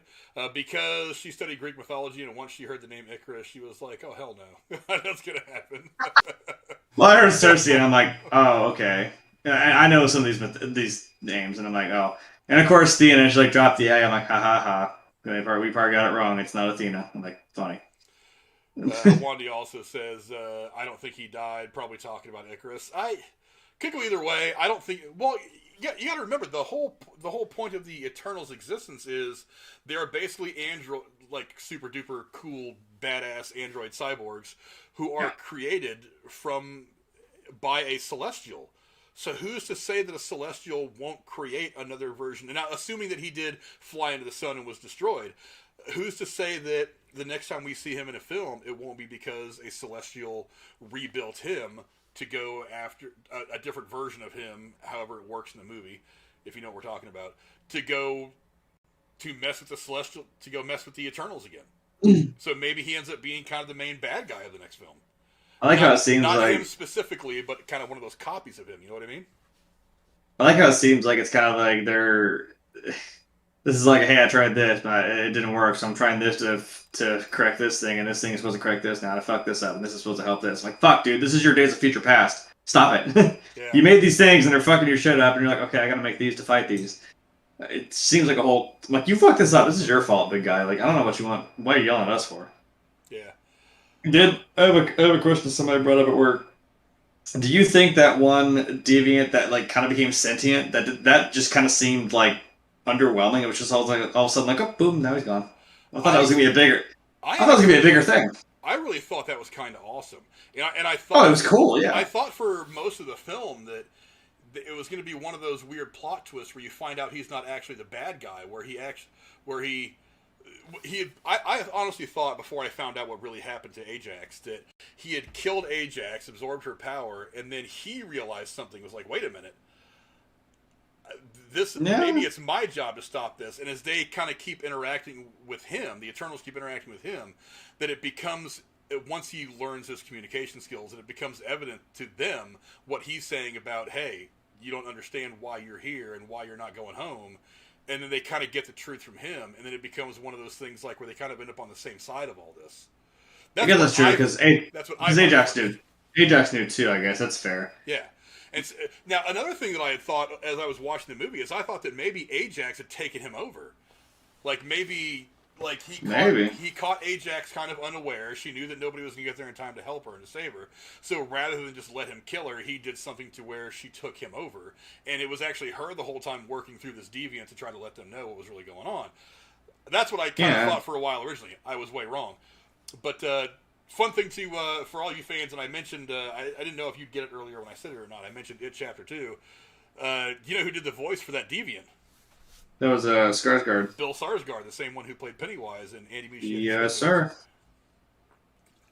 I was trying to place the voice when I first heard it, but I wasn't paying attention to the opening credits if there even really was one. But I did catch it. I did catch it in the credits. I was like, oh, okay, that's the voice I was hearing. Mm-hmm. Now, Kratos, we'll get to that in a second. I want to get to these other comments. Post-credit scenes. Speaking of which, says Rachel, I get the whole Earth is the center of the universe thing, but like, out of all the worlds in the Marvel universe, is Earth really the one worth saving? Really? Well, I mean, they all are. That's the idea. Is that you value all the life on all these worlds. There's nothing on I don't know what are the two worlds that they're talking about in Captain Marvel a lot, the Kree and the Skrull. Yeah. Like, are those worlds is that world any more or less important? I'm sure they have just as many problems as we do. They're just different problems that we don't understand. Just like Captain Marvel said, she's like, there's plenty of worlds that there are plenty of problems, but they don't all have you guys. I think the idea is that life is life, and that life has value, whether if it's a Kree or a Skrull or a human or whatever other different kind of life exists out there, that all that life has value. And not only that, but I think one of the things that Ajax talks about over the course of this film as to why she doesn't want anything to happen to Earth is that maybe there's something about humanity that she doesn't see, that she hadn't seen anywhere else. They said something special about this one in particular. I'm like, while we have the ability to do really stupid stuff like kill each other and make nuclear bombs and stuff, that we also equally have this ability to help each other at scales that are pretty astonishing. She's like, we can't stand us a middle finger. Yeah. How can you not look at that? How can you not look at the dichotomy of being a human being and not be kind of amazed about some things? See, like that's what I said. I'm like, I get that. I mean, perfect quote from dude in the movie. He's like, I'm human. I'm biased. I'm like, yeah, I get that it's. Yeah, I love that. I'm human. I'm biased. I'm like, yeah, it's I'm like, of course it's our planet. We don't want to see it destroyed. That's kind of like, yeah, well, I don't want that to happen. I wouldn't want this either. But my thought was, I'm like, they're not from here. What's their attachment to it? And that's the point they were trying to probably make is that, hey, they saw something in this and were like, you know what, we're gonna fight for this because this is dumb. This doesn't need to happen to these people. Yeah, Awani says, "Who do the Celestials serve?" I honestly have no idea. You're getting deep into some comic book lore with that one, and that's way outside my realm of knowledge. I'd have to actually look that up. I don't know if you know anything about that, Jeremy. Nah, off the top of my head, I couldn't tell you. Awani says Kang. No, Kang's gonna be showing up in what is it? Ant-Man and the Wasp, the Quantumania. Yes. Whatever the hell it is. Yes. So yeah, I don't think it's Kang. I am actually surprised. I thought that Kang would be a bigger bad guy rather than just someone that you put in Ant-Man. But who's to say that he's not going to continue on somewhere? There's still Loki season 2. And Kratos says they screwed up Galactus and the Silver Surfer. Oh yeah, and the Rise of Silver Surfer, the second. Yeah. Yeah, that we no, we don't talk about this. We don't talk about Deadpool and Wolverine Origins either. Yeah, those movies were fun when they came out, but I mean we're getting higher quality shit now. Now let's go ahead and talk about those. Let's start with the mid credit scene. It's something very specific to the Eternals. Obviously, it starts really with the end of the movie. Yeah. At the end of the movie, you see Cersei walking around with Jon Snow. He's not Jon Snow in this movie, of course. He's played by the same guy, by Kit Harington. But they're walking around and they're having this conversation as to, because they're in a relationship to begin the movie and so on and so on. And so he's getting ready to drop a little bit of a bomb on her about his family history. We'll talk about that in just a minute. And she somehow gets contacted through, space mind communications and is sucked off the planet Earth and up into space, and they all end up on the big triangular spaceship to go figure out where she's at. That's obviously something specific for the Eternals. I have no idea what's coming next because I'm not read up on the Eternals comic book stuff, so I can't really make any good guesses. Jeremy, what kind of guesses do you have about what that's going to lead to? Wait, are you? Well, before that, let me explain how that relates to the mid-credit scene, which I totally forgot that whole half of it. They are in the spaceship going on. I was like, the other three are in the spaceship. Yeah. Yes, they're in the spaceship looking for her, and someone pops in.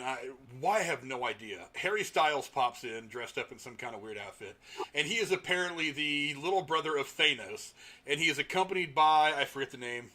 It's Patton Oswalt, baby. It's Patton Oswalt, drunk elf. Yeah. It's Patton Oswalt, and that CGI in that elf was bad. It looked like some garbage CGI from a 1990s Power Rangers episode. It just did not look good at all. I let it go. I don't really care. I know. I was like, it's a mid-credit scene, so I'm not going to get too mad. But yes, it's Patton Oswalt, he's played plenty of Agents of S.H.I.E.L.D. episodes. He's been around the MCU in various forms. And he says he's Thanos' little brother. I forget the damn name. Why am I drawing a blank on it right now? Let me see if... I was too gobsmacked by the fact that it was fucking Harry Styles. I was just like, huh? At first I looked at him and I was like, who the hell is that? And then after about 3 or 4 seconds, I was like, oh yeah, it's that one kid from the boy band. It took me a minute to remember his name. Yeah, Rachel, she's like, I think out loud went, Harry fucking Styles? What? Or, huh? And I was like, when Nick Jonas, at least, he acts. I guess. I don't know. Well, give him a chance. He is Eros, also known as Star Fox, who is the brother of Thanos, and Patton Oswalt voices the assistant Pip the Troll. Yeah. I was not going to remember any of that because, it was a mid-credit scene, and I don't like Harry Styles, not a fan of the music, but whatever. So, I mean... Yeah, that's not my cup of tea. That's very Eternal specific. Yeah. But... Not my skull full of tea. But it's very Eternal specific. I mean, it really does leave it kind of open-ended as to what could happen. All you know is that they're out there looking... Yeah, they're out there looking for Cersei, and this guy pops in offering whatever he's going to offer. Obviously, he's a bit shady. What were you going to say?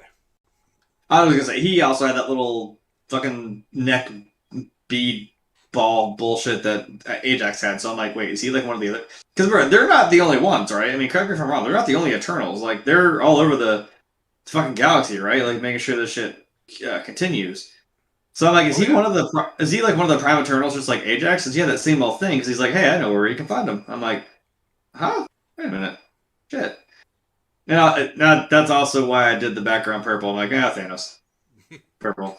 That was my... I know we were all waiting for that big reveal, but that was it. It was that dumb. It was like, oh yeah, purple. Now I understand why he's the bad type, why he's pissed off. I mean, look, your brother looks like Harry Styles, and you look like a fucking like a ball sack. Like, I get why he's mad. Like, kind of got the short end of the stick there, Thanos. I'm sorry, man. I'm starting to think like, maybe Thanos wasn't wrong. I don't know. Kind of feel for him. Yeah, but, I don't know. If he's going to continue being in this movie, this series, I'm just kind of like, please don't let that distract. I'm like, I don't distract from that. Because that's the whole scene. I was just like, it's Harry Styles. Why is Harry Styles here? Is Harry Styles going to be in the next movie? Why is Harry Styles here? What the fuck? I like the elf, but like, what the fuck? Huh? I missed pretty much everything you fucking said because I was like, why are you here, dude? The fuck? You want to get out there and act fine, but I was just kind of like, huh? You fucking, you hit the brakes a little hard on me there, dude. Yeah, that's definitely something that's very specific for the future of this particular group of characters, and I can only really speculate about what it's all going to mean. I mean, I would imagine that that Cersei is somehow whisked away back to the Eternals headquarters or the Celestials headquarters for a good tongue lashing by her superiors. And they're going to feel the need to go back and get her. It makes me wonder. I mean, how much of the next film is going to take place in space as opposed to on Earth or maybe even some other planet? Who knows?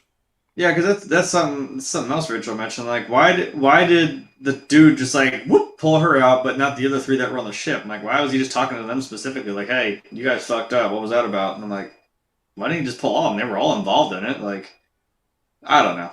It seems a little weird. They didn't mess with the ones that were on the ship. Just yank them out and be like, look, now you're all in big trouble. Yeah. I don't know. MK3 Krakos did say one thing, and I did kind of overlook. He said one thing that I enjoyed about Eternals was Jolie helped an actress who was deaf with her scenes via visual cues so she could know her turn in the scene. Yeah. I am actually really impressed with her performance, the girl that played I'm drawing a blank on her damn name. Lauren Ridloff. Yeah, Lauren Ridloff. She no, trust me. Makari. Yes, because I mean, if anyone watches Walking Dead, she's in Walking Dead. And I'm a big fan of that, and I'd heard that she was going to be in the Eternals. I was like, oh, dude, that's awesome, hell yeah! Then I was like, wait a minute, like you're like she's deaf in Walking Dead. That's a cool little thing with her character that she is actually deaf and her character's deaf, and it's kind of cool dichotomy with like, yeah, how do you survive an apocalypse with you can't hear? Like, it's really cool. So when they said she was in Eternals, I'm like, okay, cool, but wait a minute. How's that going to work? And then she just straight up starts doing sign language. I'm like, okay, cool, whatever. I don't know. I love her to death. I think she's a badass. She's a really good actress. And I noticed that because I'm like, I know she does take cues from like other people, and I saw her like standing there with Jolie, and I'm like, I'm sure that when they do it Walking Dead, like they do, that is how they do it. And it's kind of cool. I like the little twist that like she's like, when those two guys are kind of like still from her shit, she's like, I can feel vibrations. Like I can like even your voice box, I can understand what you're saying. I'm like, that's clever. That's actually really funny. It's like so enhanced that she can just like hear them talking through their vocal cords when they're whispering. I'm like, that's fucked up. It's kind of awesome though. Yeah, but again, the mid-credit scene is just a little bit of setup for just letting us know that something else is coming for the Eternals. The big one though was the post-credit scene, and we'll go ahead and get to that one now. For one, you're not putting Kit Harington in this movie and just not having him do shit. And like, there's something with this guy. There's no way. Well, I thought that it was. As we were going through the movie and kind of finishing the main body of the film up, I thought it was odd that you would cast that guy, who is huge. I mean, Kit Harington's huge now. I mean, yes. Game of Thrones was not a small show. I personally have never seen an episode of it. Not really my thing. I'm not really into the sword and shield stuff that much, but I'm sure that, it's put out some pretty good actors. But when it got to the point in the movie where he's getting ready to tell Cersei that his family has I forget what exactly the word that he used. You said my family history is kind of complicated. Yes, family history is kind of complicated. I was like, really? I kept thinking Game of Thrones. I'm like, oh, when you almost you were doing shit with your cousin. Yeah, so look, I love Amelia Clark too, but like, dude, chill. So he's just starting this part of the conversation when Cersei gets sucked away by the Celestials. Yeah, of course. For everything she did in the movie. And I thought to myself, really? You're just going to leave that out there hanging? I was like, but okay, this is Marvel. We know there's more movies coming. So, well, and he does stand there kind of like, he's like he was kind of mad. I was like, oh, yeah, I feel the same way. Damn it, don't leave that there. Yeah, really.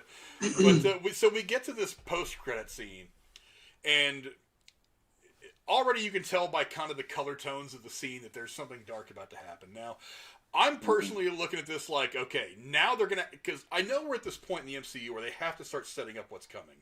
It's not. You can't really like do a lot. I mean, the funny stuff, the goofy stuff. No, you have to start setting up what's coming.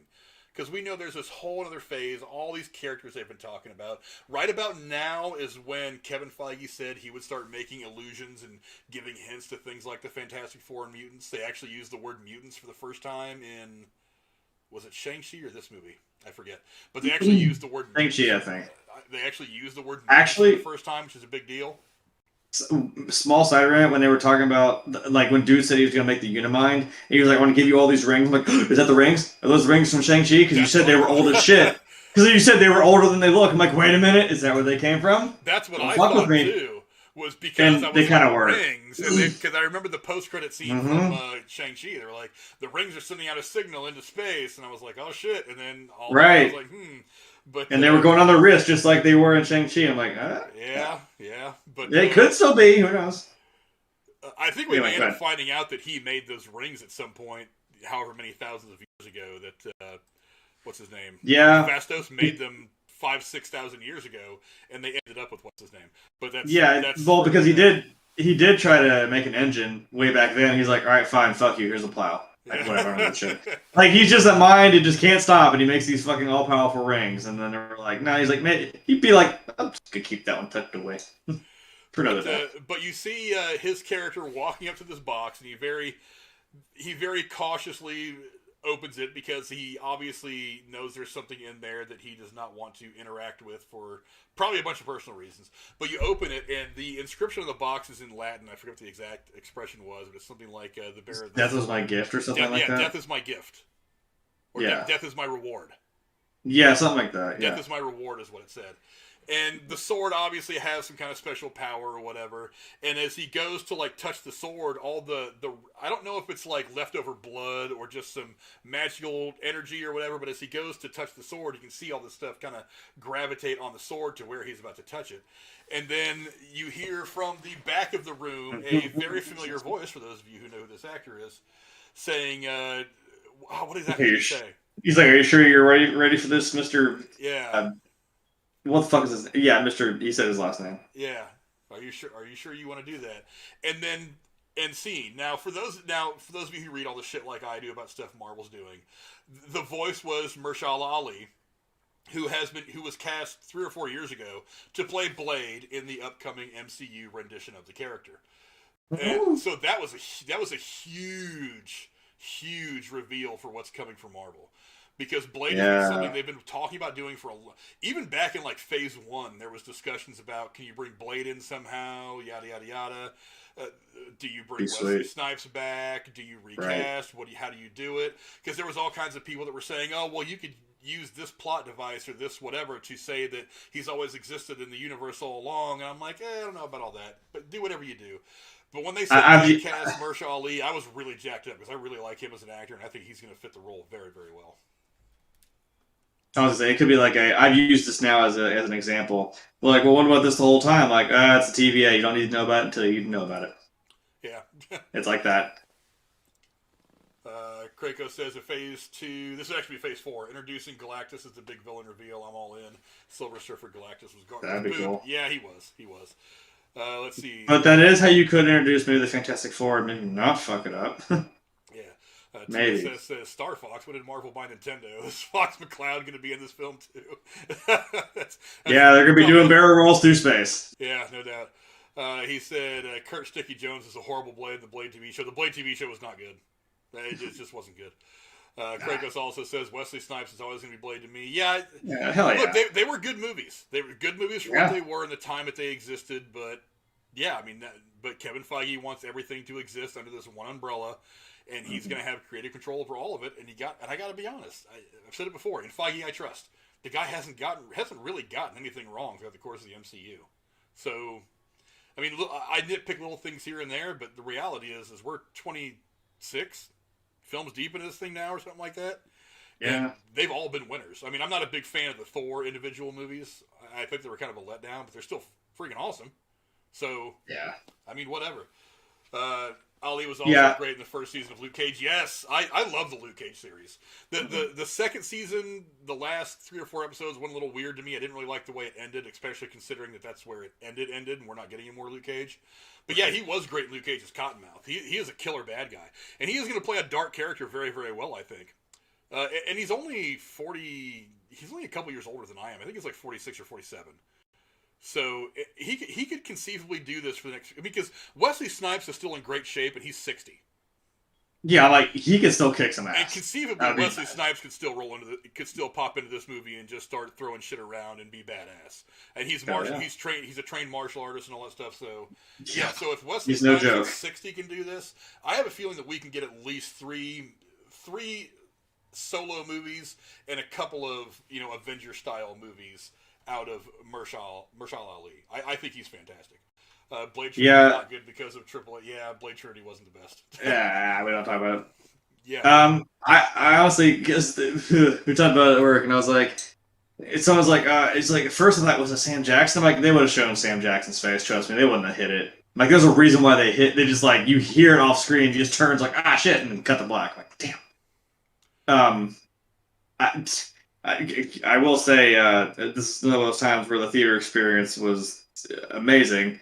The guy kind of said what I was in my mind thinking. As soon as it happened, like, I kid you not, a guy behind us, like 2 or 3 rows back, just freaked the fuck out. He was like, "It's fucking Blade! Oh my god!" He was freaking the fuck out. He was talking the whole, like, even as we're leaving, he was like, "Oh my god, it's awesome! It's fucking Blade! It's saved! Oh, that's so awesome! Yeah, it's about to go off!" I'm like, "Yeah, dude!" I was like, "Yeah."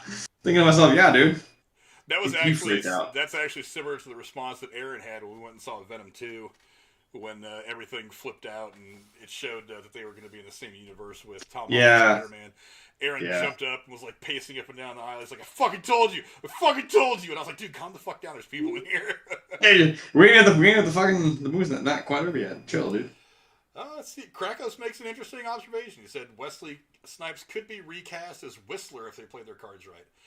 Okay. If they have the Whistler character, I'm not so sure if they're going to or not. That wouldn't be a terrible idea though, and that could be something Keep him in there. Snipes could do. I'm sure he'd be down for it too. Yeah, that's a possibility. I don't know that they'll do that though. I think that if they go the route of bringing anybody back from, I don't think they're going to go the route of bringing anybody back from the other movies. I think they want to establish their whole brand new universe of stuff. And I don't think they're going to bring anybody back. Not Chris Christopherson, not anybody. Certainly, probably not Ryan Reynolds or Jessica Biel. But yeah, I don't think they're going to bring anybody back from the original run. Yeah, you don't want Human Torch awkwardly looking just like fucking Captain America and be like, "Oh, what?" Yeah, you don't want that. Maybe that's why. Hey, you know what? Maybe that's why they're in talks with Chris Evans to come back to the MCU. Maybe whatever multiverse of madness bullshit is going to bring his version of the Human Torch in. And that's where he's at. Damn, why do you look like 20 years older? Don't fucking ask questions, kid. Yeah, don't ask. I'm on. It doesn't matter here. Wandy says multiverse Blade. Hey, anything's going to be possible moving forward with the multiverse. The thing is, I don't think the multiverse is going to last long. I think it's going to be something that happens over It's going to affect Spider-Man and Doctor Strange, Multiverse of Madness, and then Loki. The multiverse is going to go away. It's not going to be something that has a long. It might have ramifications, but I don't think it's something that's going to be happening at various points in the MCU moving forward over various movies. I don't think it's anything they're gonna have around for a long time. I think it's going to be a bit of a MacGuffin that helps take Spider-Man out of the MCU because it's going back to Sony. That's just how things are looking right now. Yeah, we flip flop with Venom here. What the fuck happened? Hello? Yeah, well, they'll explain that in the movies, but yeah. But anyway. That seems like a good enough place to wrap things up. There's definitely some stuff coming up in the future. Belfast actually comes out this weekend. It's something I really want to see.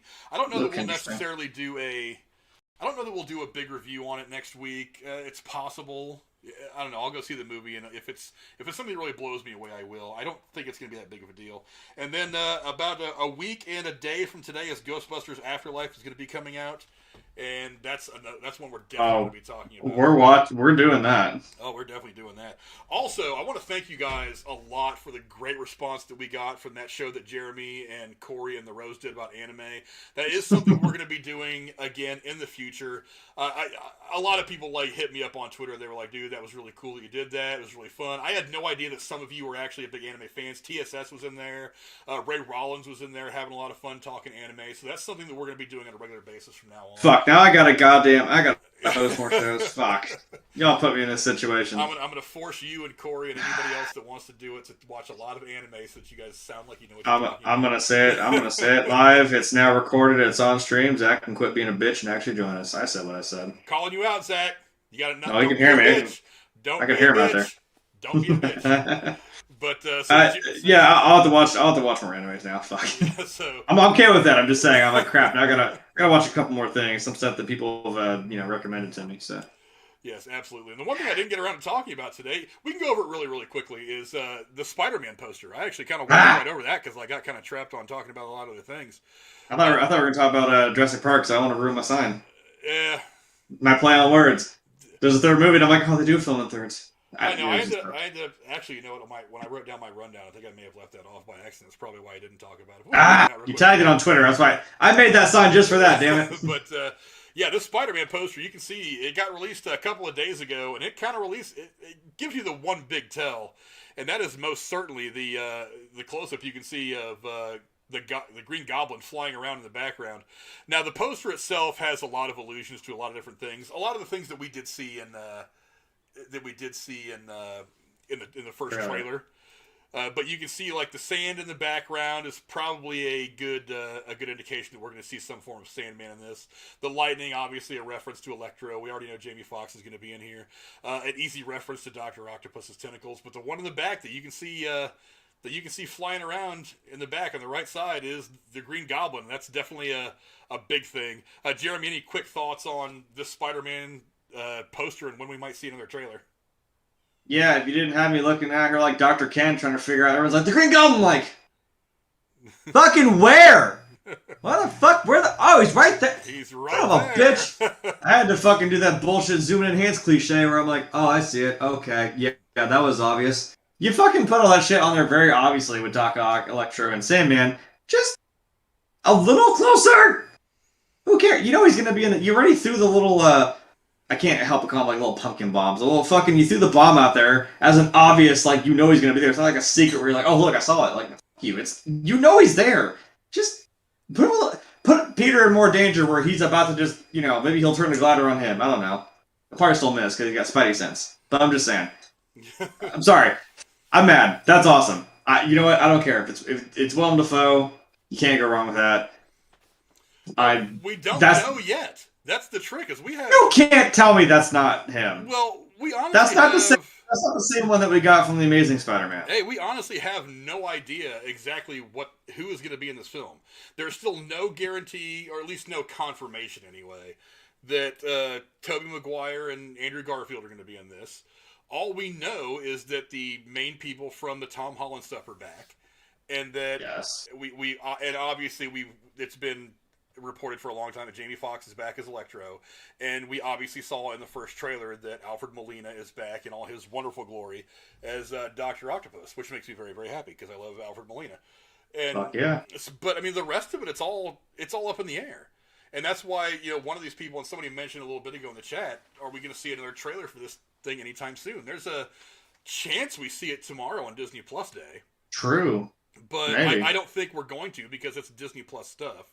It's Disney Plus specific. And and I don't think Sony's going to drop one of their big trailers on Disney Plus Day. I mean, it's conceivable that they could, but I don't think it's going to happen. But whatever. Also, also I put it in the thumbnail for those of you who may have been kind of paying attention to the small detail up in the right hand corner. I've got a little Green Goblin floating around out there. But, that's hilarious. I'll give you that. But yeah, maybe it's James. Maybe it's James Franco. Plot twist. Maybe. I don't know. That's less likely. Hey, you don't know, it's all up in the air. Fuck you, you said it. Hey, he's a little but he's a little persona non grata in Hollywood right now because of some personal stuff. That's true. So less likely they're going to call him. It could be Dane DeHaan for all we know, because he's the one that played Harry Osborn in the Andrew Garfield stuff. So I know, but you're out here and you're out here and Willem Dafoe shit. I'm not opposed to more Willem Dafoe. Fuck yeah, he played a great Goblin. I'm never opposed to Willem Dafoe. Yeah, I'm never opposed to Willem Dafoe. You threw that little nice fucking shot of the bomb just rolling onto the fucking concrete there. I'm like, oh. On the subject of Willem Dafoe, what did you think about the news that I had last week that I really, really wanted to give you on camera? You didn't watch last week's show, did you? Because you're a dick. Oh, I'm sorry that I had more pressing issues to. Do you see this lamp right here? I don't. What? The lamp behind me that you've already said that you would knock me out and take next time you're over at my house. What, the Boondock Saints one? Yes. What? You really did not watch last week's show. I don't think I have the paper in front of me right now. I really wish I did so I could tell you. Boondock Saints 3 starts filming in May. Oh. Yeah. I didn't know if you I saw it. Okay. I saw it. Well, it's one of those things where I kind of bite my tongue because I follow like several different things that for movie news, video game news, crap like that, or people that report that kind of thing out. And if I see it like once, I'm kind of like, nah, like you said, it's like clickbait. Is that for real? Okay, cool, whatever. Well, now, if I see it about 5 more fucking times, I'm like, oh, okay, this is obviously for real. This has got to be. We wouldn't all be just commenting on this kind of thing. I saw it again. I saw it once, and I thought, we've been talking about that since fucking 2009 when the last one fucking came out. So I'm like, And Norman Reedus is tied up with Walking Dead, so I'm like, not that he couldn't. He has made some films during that time, and a whole ass video game with Kojima, which is cool. However, I think that's something that he'd want to commit to, like we've said before. Like that's a passion project that they want to get right, and they want to be all in on this thing. And with Walking Dead ending next year, I'm like, well, that's why. Yeah, there you go. I had found that out the day before the anime show you guys did, and I was like, well, Jeremy hasn't like tagged me on Facebook or Twitter with the story yet. See, again, because I was holding my breath. So maybe he doesn't quite know. So I just kind of let it go because I was like, I really kind of want to drop this on him on air so I can get him to have some giddy response where he dances around and starts acting like a weirdo. But, like I said, I did once I saw it like again, and someone else posted it. I was like, oh, here we go. But yes, I'm ready. The Duffy and Reedus and why am I drawing a blank in the name? Sean Patrick Flannery. Yeah, Flannery. They're all getting back together. They've got the script. Well, and Willem Dafoe probably. I think probably Willem Dafoe. I haven't heard yet, but I would imagine so. Well, because that bomb that dropped at the end of the second movie, where he's talking to the FBI agent, he's like, "I want you to get them back out there." I'm like, "Oh, we're doing it. Here we go." Yes, but.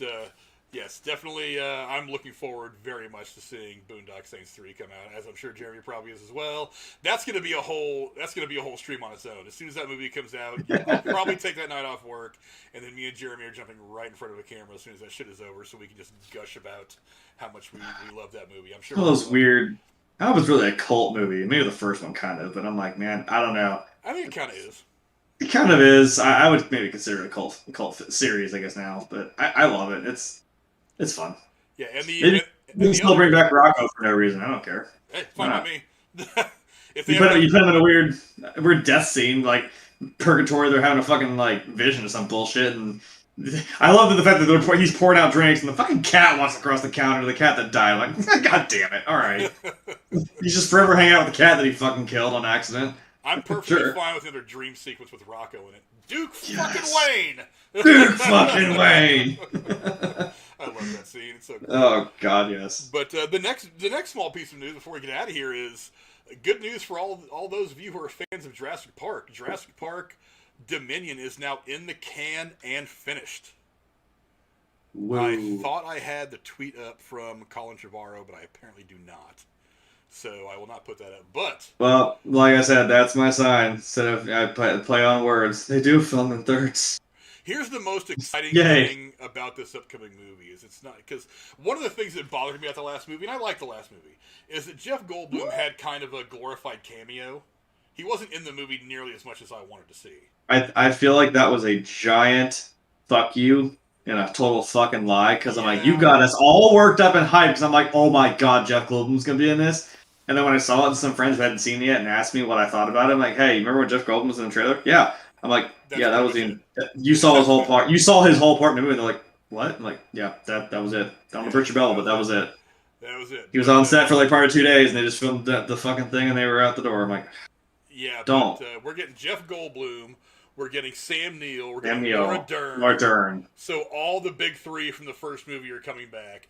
On I'm top ready. of the cast that has been built for this new series, Chris Pratt, what's her name, Dallas Bryce Howard, a lot of they're coming back as well. So it's definitely Life found a way. It's definitely going to be something that connects the first one with this newer trilogy, which is going to be really, really awesome.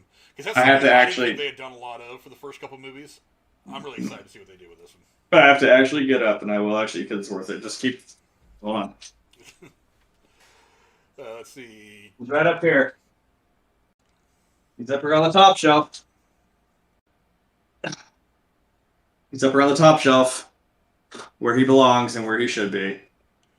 Bam. There it is, Dr. Ian Malcolm with his sexy laying there look. Yes.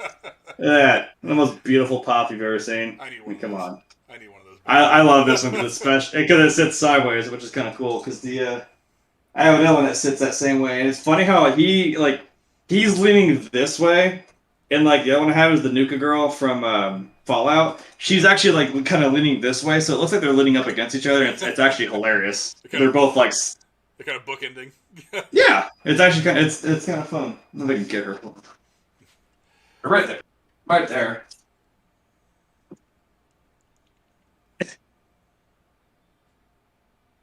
Actually, if I turn my camera around, I got the poster of New Girl right up there on that wall. A little dusty. But, yeah, they're trying to get the glare. That does work out very well.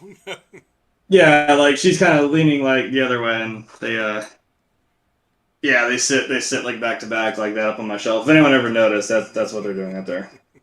So, it kind of works. That is a pretty cool look. I like it. It's clever that one actually worked out. But yeah, last couple things in the chat before we wrap up.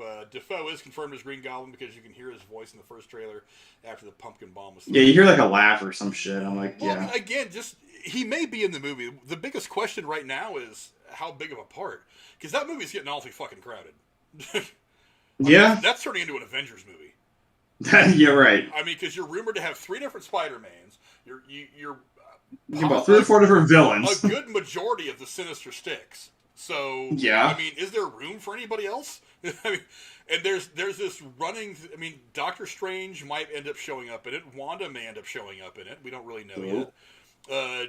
Who the hell? There's this running theory that John Campea has that he thinks is true and he thinks is going to happen. I don't know if I buy it. That Patrick Stewart's going to be in the movie for some reason as Dr. Xavier. Or Professor Xavier. I don't think that's going to happen, but that's a possibility. I mean, who the hell knows who's going to show up in this movie? It's going to be pure chaos. So, as far as I'm concerned, don't even release another trailer. Just give me the damn movie. It comes out in about a month. I'm ready. Let's go. A month and 6 days, something like that? I'm ready. Let's go. Yeah.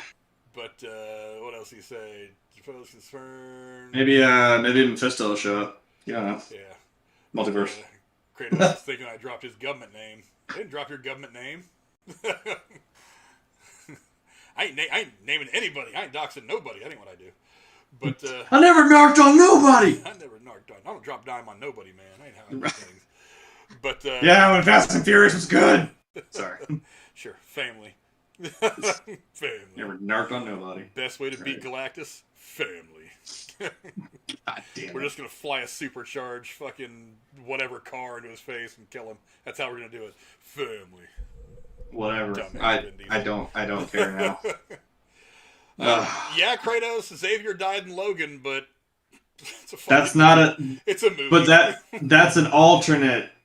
That's not an actual. See, that's the twist on that. Is it's not the real Old Man Logan story, so to speak. It's like a weird kind of within the universe they've already made, making that storyline, and it's not technically. It's canon, but it isn't. It's that meme. Yes, but actually no. This is why I don't like the time travel shit. It just mind fucks everything. Nothing makes sense after you time travel one time. Hey, look, Days of Future Past was awesome. Days of Future Past was fantastic. It was probably the second best X-Men movie after the first one. Yeah. Well, the second one was pretty good too. But three was bad. But I mean, when Fox had the property, they didn't give a shit about continuity anyway. So you could have killed everybody in the first movie, and then they were all just going to be magically alive for the second movie with no explanation as to why they were there, how they were there. So, I mean, just like how Xavier did to them, and he comes back, and Logan's like, "What the fuck?" And he's like, "There are things you don't understand. That's where leave that." I'm like, "Okay, thanks, dude." But that didn't explain shit. With Spider-Man only being another month and 6 days away, or something like that, the next trailer that's going to come out is probably going to be the one that sees us actually getting some information about the plot of the movie. Not just some visuals to get us excited, but actual information of what the movie's going to be about. That's going to be the interesting part, because for all the millions of characters they suppose or speculate are going to be in this movie, that's the important part, because the plot is going to reveal exactly how some of these characters are either going to be used or if they're going to be in there at all. Now, because, honestly, one of the biggest reveals of the next trailer is going to be are we going to see another Spider-Man in there? Like, Tom Holland's obviously going to be in it, but are they going to give us a glimpse of Tobey Maguire and or Andrew Garfield's version? Is there going to be have you seen the pictures that leaked online that John Campea put out there, but then pulled them back because he didn't know if they were real or not? No, I'm sorry. I was answering something in the chat. No, they looked awfully real. I don't know that they're real. One of the pictures shows Charlie Cox's Matt Murdock sitting at the kitchen table with Happy, with Aunt May, and with Peter. Like he's going to be Peter's lawyer. That's one of the things that people have been talking about since Far From Home came out, is now that he's outed, he needs a lawyer. That's a good way to bring in Matt Murdock to be his attorney. Well, yeah, but I don't know, maybe. That one actually looks a little photoshopped to me, because the legs under the table of Matt Murdock don't look quite right. But there was another one that was put out, and I'm not going to bother putting these out there because I don't know if they're real or not. I did get screen grabs of them. They're interesting to look at. The other one is a picture of the 3 Spider-Men with their masks off, standing there looking up at something on some scaffolding, and they're all looking up at something, and it is clearly the 3 different ones. It is the first, the second, and the third Spider-Man. So, and that one looked awfully real. Now, I don't know that it's actually real, but it's awfully real. So I don't know. All I know is just bring me the movie. I don't even need another trailer. Just bring me the movie. I want to go see it. That might be one of the ones we do opening night. I may take that night off work so we can do that opening night. But I don't know. There's still a whole lot to come. But that seems like a pretty good place to wrap everything up. Cora will hopefully be back next week. She had some stuff going on and couldn't make it today, but she'll hopefully be back next week. And until then, Jeremy, where can the folks find you on the internet? You always know you can come abuse me on Twitter or watch me suck at games on Twitch. He's actually a better gamer than I am. So I'm the one that sucks. He plays video games with me because it makes him feel good about himself, because I'm so bad. I don't know about that. That's kind of how it works. Just because I clutched that one Warzone game. Actually, 2 that we played. There was a couple, yeah. You got the win for us in that one. Yeah, I actually did not know you were dying. I was so hyper focused on the one guy that was left. You're like, you can pick me up. Is he gonna die? I'm like, oh fuck, shit. You got the I know. I just yeeted a grenade somewhere and I fucking killed him. So I don't know. Good shit. It all worked. We got the dub in the end. That's good. Even if I was dead at the time it happened, I got the dub at the end, so I'm fine. Right. As for me, you can find me on here on Thursdays. I'm going to try to start doing some more videos during the day, but it's still kind of difficult to do with the woman working from home. Or you can find me over on Derailed on Sunday nights at 9 o'clock. You can actually see in the chat right now saying, watch my shit. Absolutely go watch Derailed News and Podcast. Go subscribe to his shit as well. He does his news short videos during the week, and then has the big blow-up show every Sunday at 9 where we talk about all the kind of stuff that's happening in the world. Sometimes movies, sometimes video games, all the time the chaos that's happening around the world, around us. But you can catch us then.